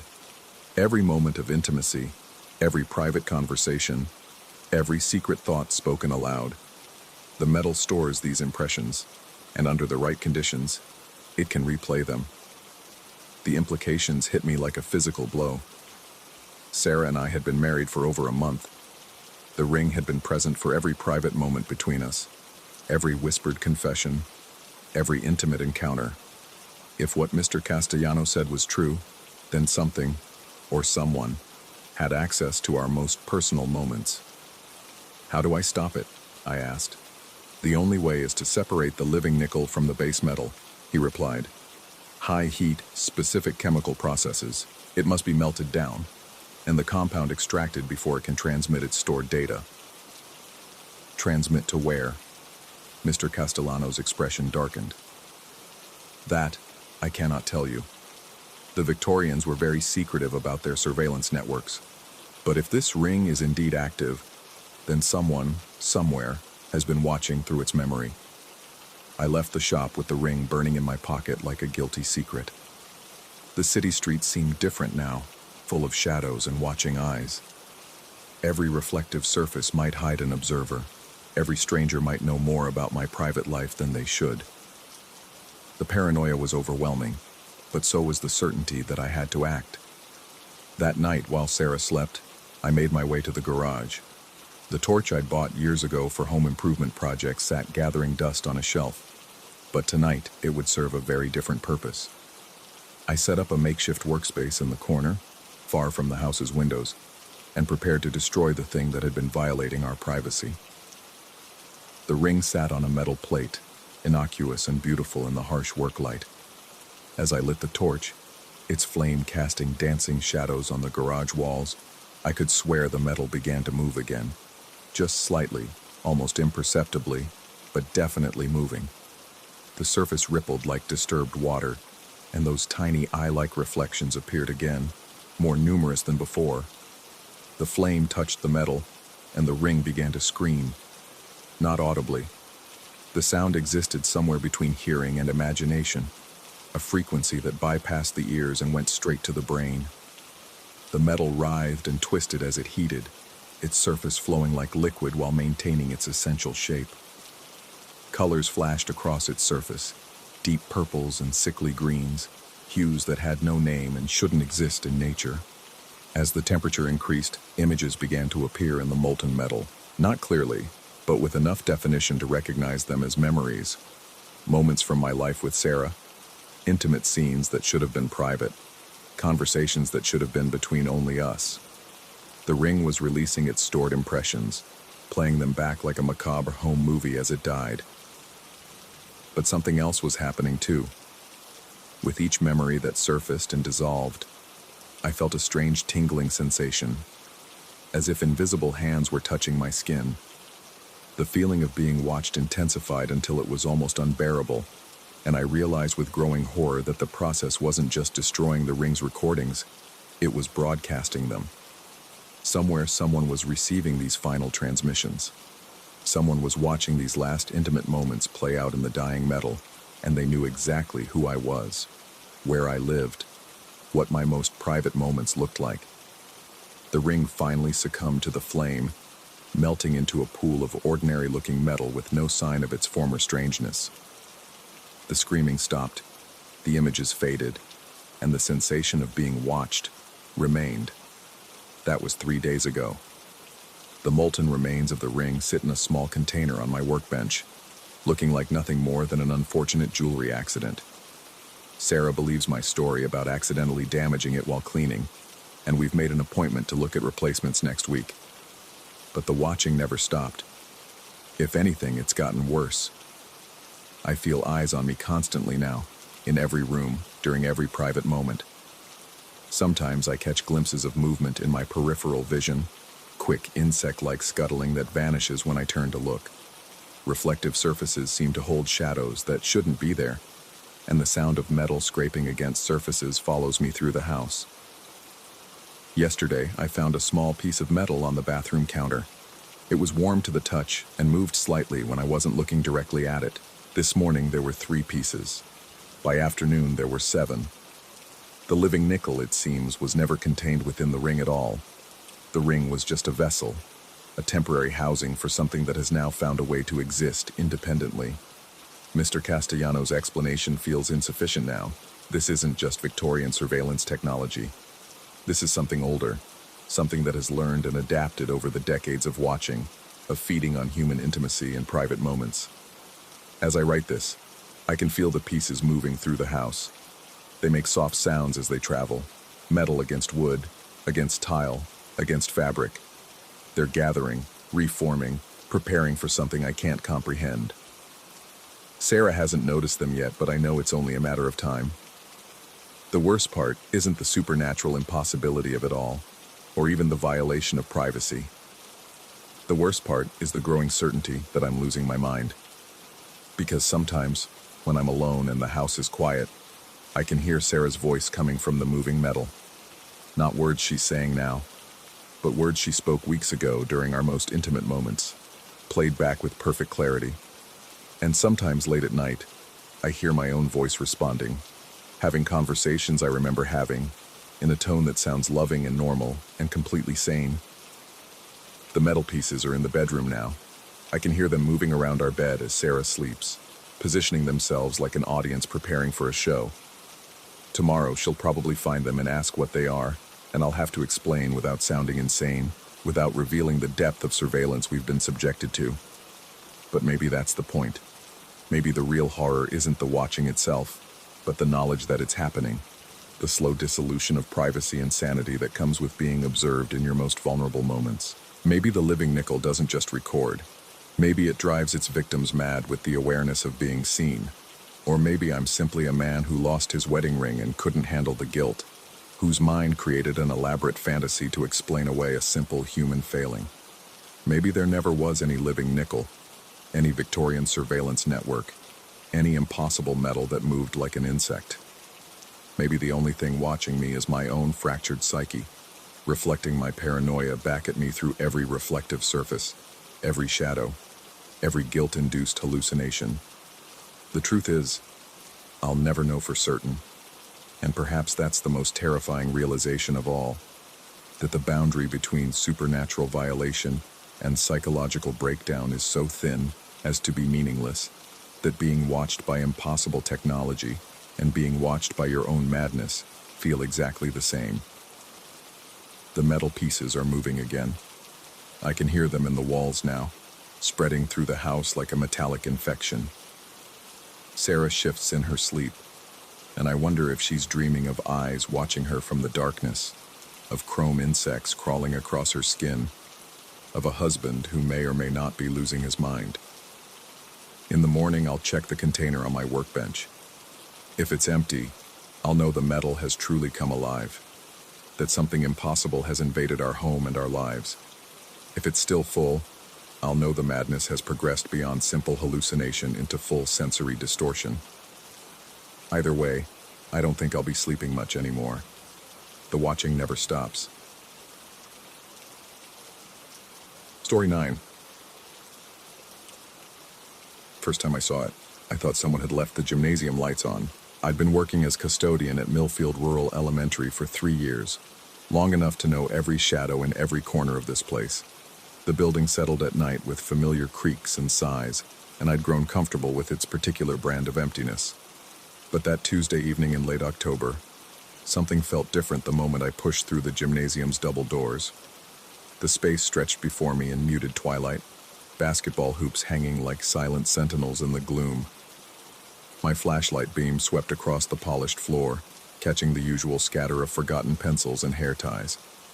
Nothing unusual, nothing that should have made my skin crawl the way it did. Then I saw the light.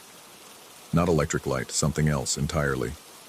A soft, phosphorescent glow emanating from the center of the court, maybe 3 feet off the ground. My first instinct was to call out, thinking some kid had snuck in after hours with a toy or gadget. But the words died in my throat when I realized what I was looking at. A skateboard hung suspended in midair, rotating slowly on its invisible axis. The deck was old, maybe 80s vintage, with scratched graphics I couldn't quite make out in the strange light it seemed to generate. The wheels turned without sound, without friction, just an endless, hypnotic spin that made my eyes water if I stared too long. I stood frozen for what felt like hours, but was probably only seconds. The rational part of my mind scrambled for explanations. Wires, magnets, some elaborate prank. But there were no wires, no visible means of support, just that ancient piece of wood and plastic hanging in space like it had every right to be there. My hands shook as I approached, flashlight beam dancing nervously ahead of me. The skateboard's glow intensified as I drew closer, and I could see the graphics more clearly now. Not corporate logos or artistic designs, but crude scratches carved directly into the wood, lines and curves that might have been a map, or a circuit diagram, or something else entirely. Something that made my vision blur when I tried to focus on it too intently. I reached out tentatively, fingertips barely grazing the deck's surface. The moment I made contact, the board lurched sideways with surprising force, dragging me stumbling across the gymnasium floor.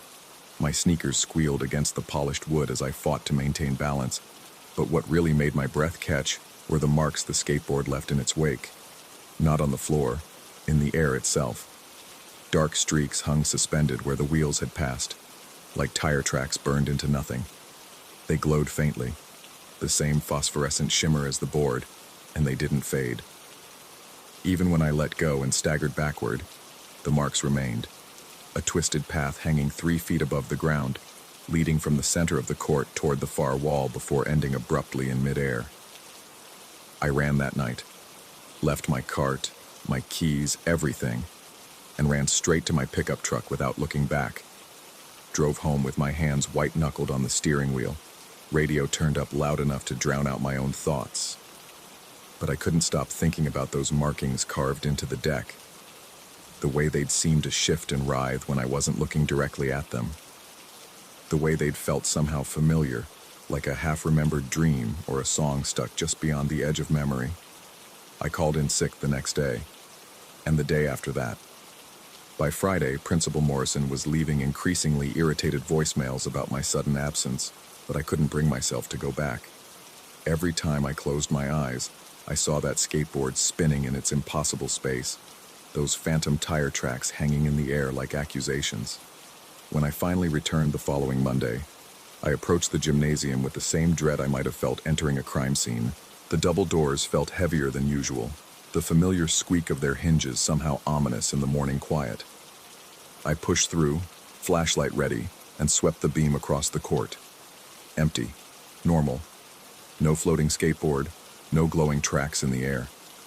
Just the usual detritus of elementary school life scattered across the polished floor. I almost convinced myself I'd imagined the whole thing. Stress, maybe, or too many late nights breathing cleaning chemical fumes. I went about my duties that day with something approaching relief, mopping floors and emptying trash cans with mechanical efficiency. Normal work, normal problems, normal solutions. But as evening approached and the last teacher's car pulled out of the parking lot, that familiar dread began creeping back in. I found myself postponing the gymnasium, saving it for last, inventing excuses to clean the same hallway twice rather than face those double doors again. Finally, with no other choice, I pushed through. The skateboard hung exactly where I'd first found it, rotating with that same silent persistence. But the tire tracks, those impossible marks suspended in midair, had multiplied. They formed a complex web now, looping and spiraling through the gymnasium's empty space, creating what looked like a three-dimensional maze of glowing paths. Some tracks hung near the ceiling, others swooped low enough that I had to duck underneath them. They intersected and diverged, forming patterns that hurt to look at directly. Geometry that seemed to exist in too many dimensions at once. I approached the skateboard more carefully this time, noting details I'd missed in my initial panic. The deck was definitely vintage, maybe even handmade, with a crude, unfinished quality that suggested amateur craftsmanship. The wheels were worn smooth, their original color long since faded to a uniform gray. But it was the markings carved into the deck that drew my attention most powerfully. They weren't random scratches after all. The more I studied them, the more they resembled a technical diagram, circuits and pathways etched deep into the wood with something sharp. Numbers and symbols I didn't recognize bordered the design, and at the center, burned deeper than the rest, were 3 words in block letters: empty circuit incomplete. Below that, in smaller text that seemed to waver and shift as I read it, requires pilot. A chill ran down my spine that had nothing to do with the gymnasium's perpetual dampness. I understood now, with a clarity that terrified me, what I was looking at. The tire tracks hanging in the air weren't random.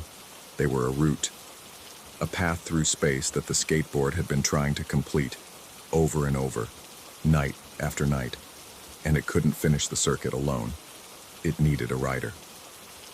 I backed away quickly, but not before I noticed something else that made my stomach drop. Some of the aerial tire tracks were different from the others, fresher somehow. And these newer marks formed a path that led directly to where I'd been standing. That night, I dreamed of skating through impossible spaces, my feet locked to the deck of that ancient board as it carried me through loops and spirals that existed only in the space between spaces.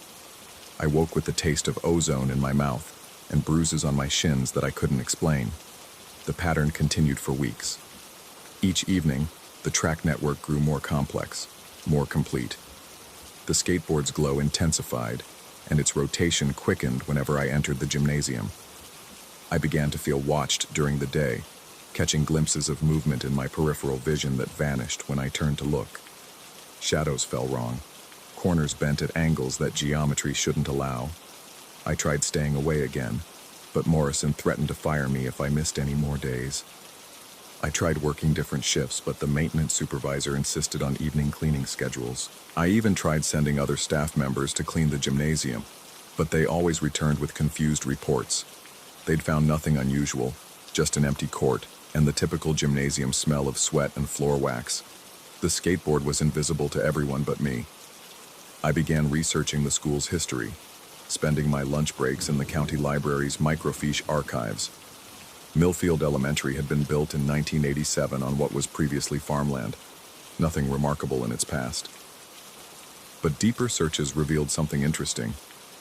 In 1983, 4 years before construction began, a teenager named Marcus Chen had gone missing from a house that once stood on the same property. The police report was brief. Marcus had been known for skateboarding, often practiced elaborate tricks in the family's barn. One morning, His parents found the barn empty except for his skateboard, which was discovered lodged in the rafters as if it had been thrown there with tremendous force. Marcus was never found. The case went cold within 6 months. I stared at that microfiche screen until my eyes burned, trying to convince myself it was just a coincidence. But that night, when I entered the gymnasium and saw the skateboard waiting for me in its usual spot, I noticed something that made my blood freeze. Carved into the deck's tail, so small I'd missed it before, were 2 initials: MC. The tire tracks in the air had formed almost a complete circuit now, a complex 3-dimensional pathway that looped through every corner of the gymnasium. Only one section remained unfinished, a gap maybe 6 feet long that would connect the beginning of the route to its end. The skateboard spun faster when I approached, its glow pulsing like a heartbeat. I understood what it wanted, what it had always wanted: someone to complete the circuit. I stood there for a long time, watching that ancient piece of wood rotate in its impossible space, feeling the weight of decades of unfinished business pressing down on me like a physical thing. The air around the skateboard shimmered with heat that had no source, and I could swear I heard something. Not quite a voice, but a presence. A consciousness that had been waiting patiently for someone who could see, someone who could understand, someone who could ride.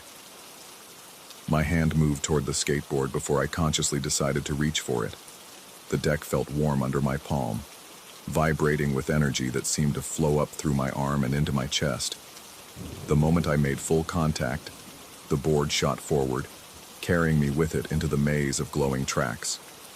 We moved through space in ways that physics couldn't explain, banking around corners that existed only in the air, grinding along rails of pure light. The gymnasium's walls blurred past us as we followed the predetermined path, gaining speed with each turn.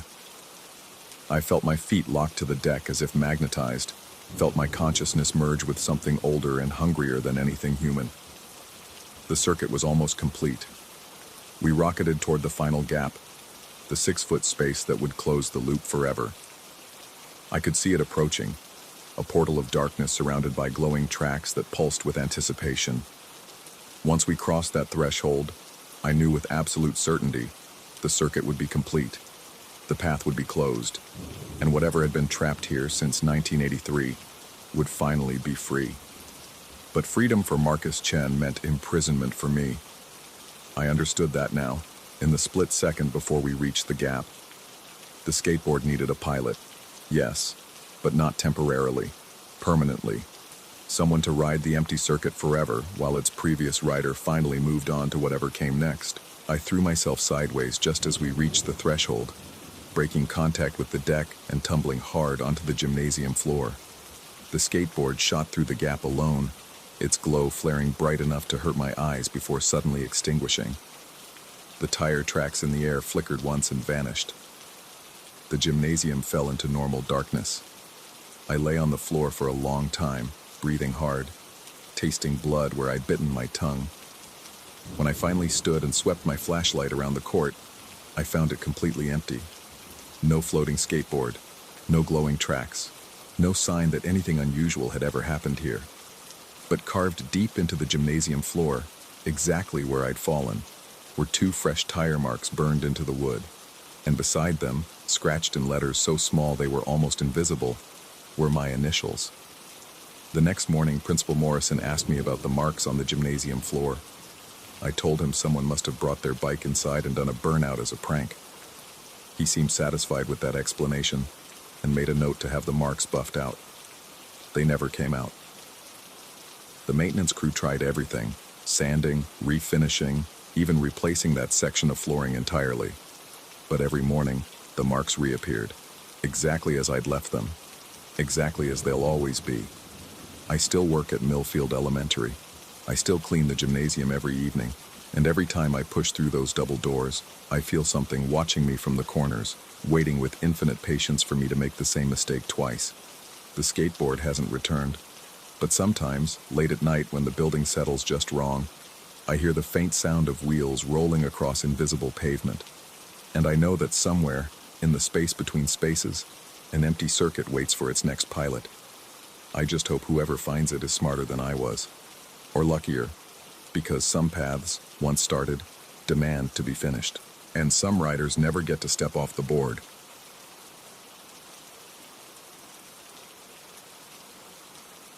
Story 10.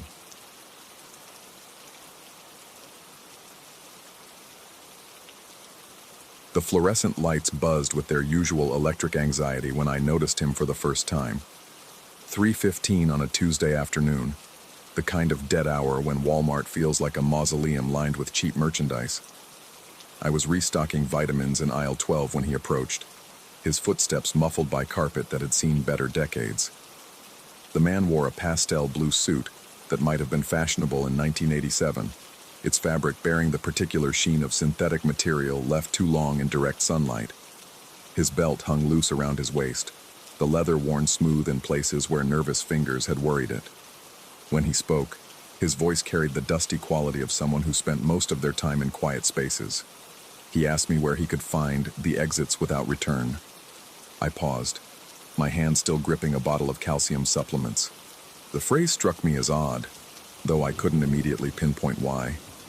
Most customers asked about restrooms, electronics, or where to find specific products. This felt different, weighted with meaning I couldn't grasp. I told him that all exits were marked with red signs, pointing toward the front of the store where the main doors stood beneath the customer service counter's harsh lighting. He nodded slowly, but his eyes held a peculiar intensity, as if I'd missed something fundamental in his question. That's when I noticed his shopping cart. Empty, completely empty. Yet as he turned to leave, it left behind a thin trail of dust across the recently mopped floor. The dust seemed to catch the overhead lights, creating tiny motes that danced in the air before settling into the groove patterns of the linoleum. For the rest of my shift, I found myself thinking about that conversation. The phrasing bothered me, picking at the edges of my consciousness like a splinter I couldn't quite locate. Exits without return. What did that even mean? The next day, I arrived for my afternoon shift with that strange encounter still lingering in my thoughts. The store felt different somehow, though I couldn't identify exactly what had changed. The lighting seemed dimmer, the aisles slightly narrower, the background music more distant. I attributed it to lack of sleep and started my rounds. I was checking expiration dates on the dairy products when I caught sight of movement in my peripheral vision. There, reflected in the curved security mirror mounted above the deli counter, was the distinctive lapel of a pastel blue suit jacket. I turned quickly, but the aisle behind me was empty except for an elderly woman examining yogurt containers. The rest of the afternoon passed without incident, but that brief glimpse in the mirror left me unsettled. I found myself glancing at reflective surfaces more frequently, searching for something I couldn't name. The chrome surfaces of shopping cart handles, the glass doors of frozen food cases, even the black screens of powered-down displays all became potential windows into spaces I couldn't quite see directly. By my third encounter with the man in the pastel suit, I'd begun to suspect he wasn't actually shopping. I spotted him near the automotive section, standing perfectly still beside a display of motor oil, his empty cart positioned at his side like a faithful companion. When I approached, he turned toward me with the same measured movement I remembered from our first meeting. This time, he asked about poorly aligned exits. Specifically, he wanted to know if any of our automatic doors had calibration issues, if any of them might be running on delayed sensors or irregular timing mechanisms. His questions were oddly technical, spoken with the precision of someone who understood exactly what they were asking. I work retail, not maintenance, so I couldn't provide the specific information he sought. But something about his interest in malfunctioning doors triggered an uncomfortable realization. Our store had been experiencing problems with the automatic exit sensors for weeks. Customers would approach, and the doors would remain stubbornly closed, or they'd open with a significant delay that left people standing awkwardly in the transition space. He thanked me and moved away, his cart leaving that same mysterious trail of dust. This time, I followed at a distance, weaving through displays and staying behind shelving units. I watched him navigate the store with purposeful movements, stopping at each exit to examine the door mechanisms with the intensity of a technician conducting an inspection. At the garden center entrance, he spent several minutes observing customers as they triggered the sensors. I noticed he paid particular attention to instances where the doors hesitated or opened incompletely. He produced a small notebook from his jacket pocket and made careful annotations, his pen moving across the page in tight, controlled strokes. The sight of that notebook sent an inexplicable chill through me.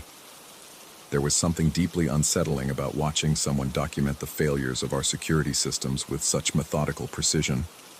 When he finished his observations and disappeared into the depths of the store, I approached the garden center doors myself. They opened normally for me, smooth and responsive. But as I stood in the threshold, testing the sensors repeatedly, I began to notice subtle inconsistencies. Sometimes the doors would close a fraction of a second too quickly, forcing me to step forward to avoid being caught between them. Other times they'd remain open longer than necessary, creating an uncomfortable sense of exposure to the parking lot beyond.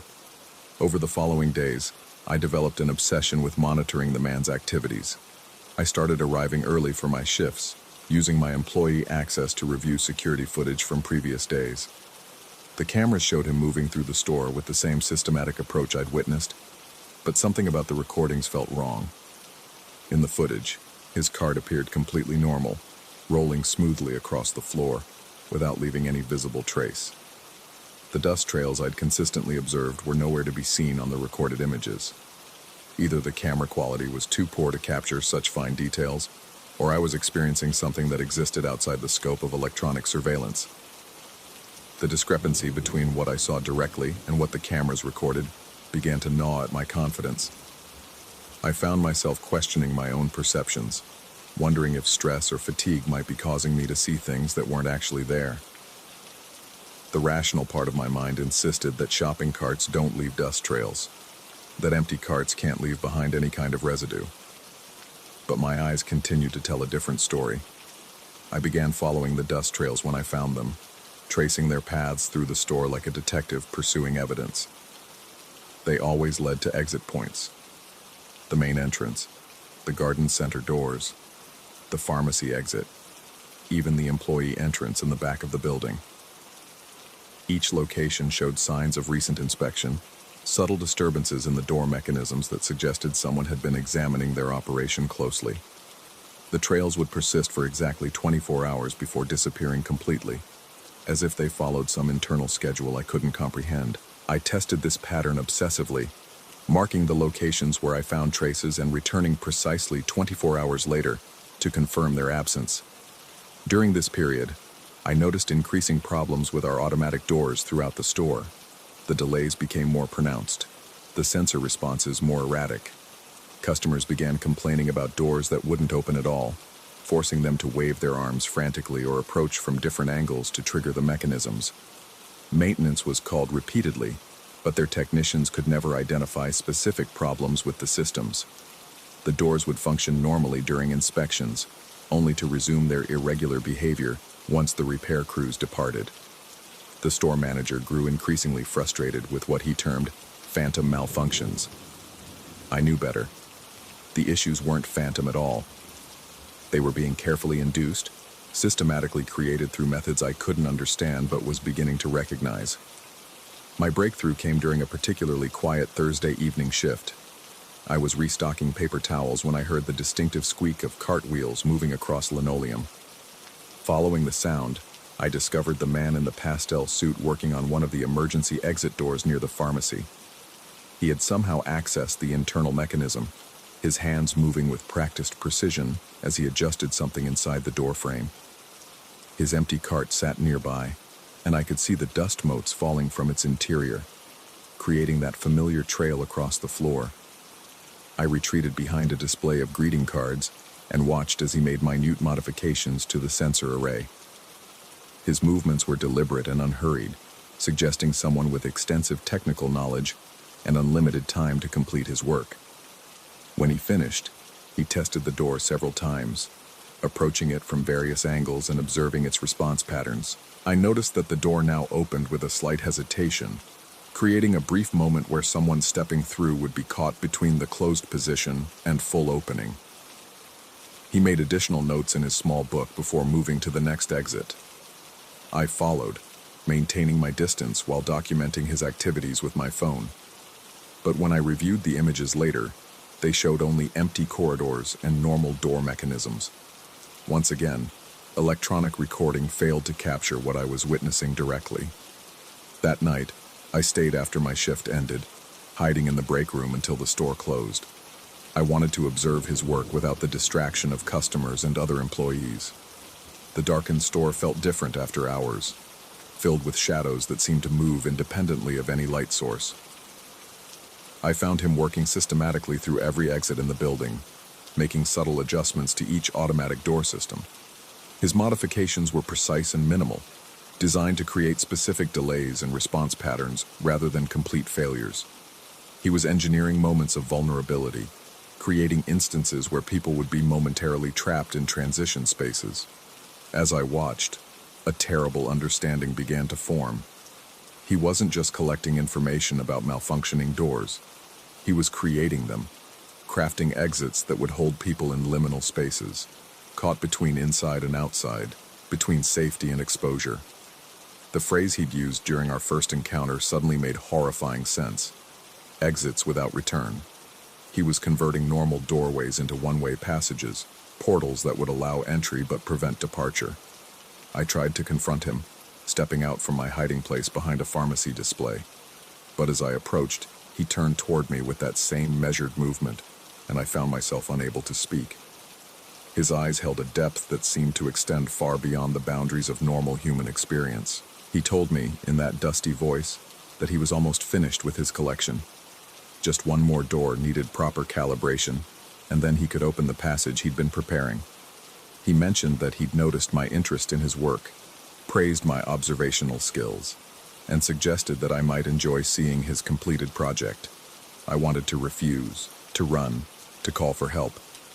But something in his voice carried a hypnotic quality that made resistance feel impossible.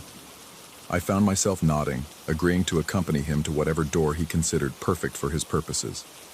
He led me toward the main entrance, his cart rolling silently beside him despite the dust that continued to fall from its empty interior.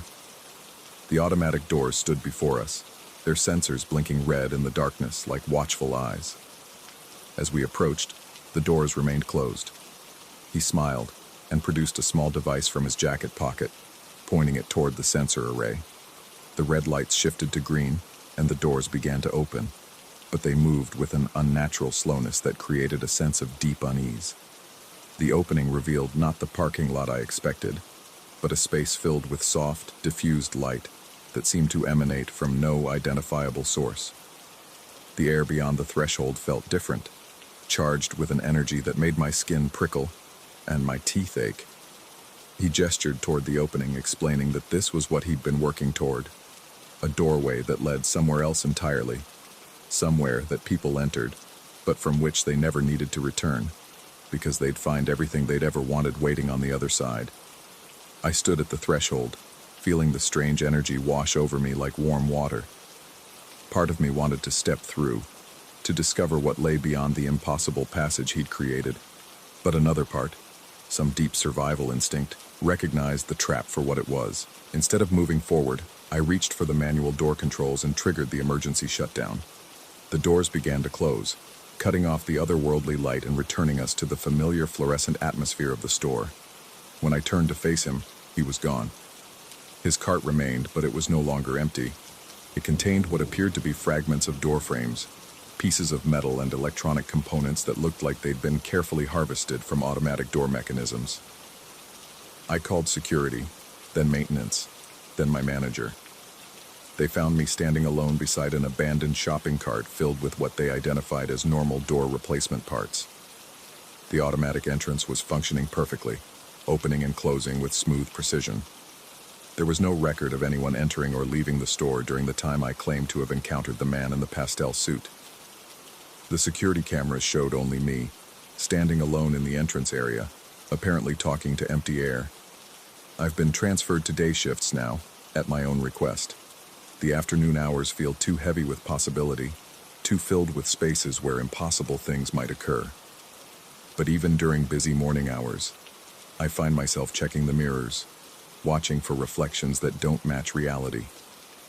Sometimes, when I pass by the automatic doors, They hesitate for just a moment before opening. In that brief delay, I catch glimpses of light that doesn't belong to our world, spaces that extend beyond the parking lot into territories I can't name. I've started carrying a small screwdriver in my pocket, checking the door sensors whenever I have a spare moment.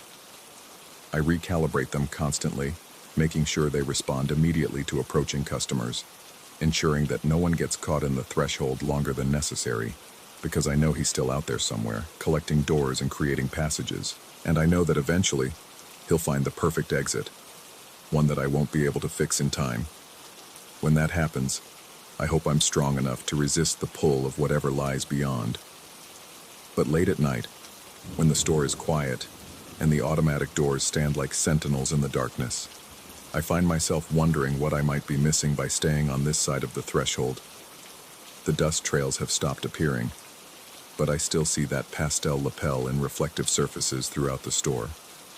He's waiting, I think, for me to lower my guard, to stop checking the sensors, to let just one door slip back into the configuration he needs. I won't let that happen. I can't. But sometimes, in the space between sleep and waking, I dream of soft, diffused light and passages that lead to places where no one ever needs to return home. Story 11. The municipal cinema's carpet holds secrets in its fibers, and I've learned to read them like tea leaves during my 3 years as night janitor. Ticket stubs speak of first dates gone wrong, candy wrappers whisper of birthday parties that ended in tears, and spilled sodas map the geography of broken hearts. But Theater 4's carpet tells a different story, one written in popcorn kernels arranged with impossible precision. Tonight, as I push my cart through the lobby's amber-lit corridors, the familiar weight of industrial cleaning supplies rattles against the wheels. The building breathes around me, its old bones settling with creaks that have become my lullabies. The Paramount Municipal has stood since 1947, its Art Deco facade hiding decades of renovations that carved new spaces from old, creating a labyrinth of maintenance corridors and forgotten storage rooms. The emergency exit sign above Theater 4's entrance flickers twice as I approach, a stutter I've reported 6 times to management. The electrical system in this wing has always been temperamental, they tell me, especially since the renovations in the 80s when they expanded into the old Riverside amusement park next door. That park had been abandoned for years before the city finally demolished it, selling the land to expand the cinema complex. I key the lock and step into Theater 4's humid darkness.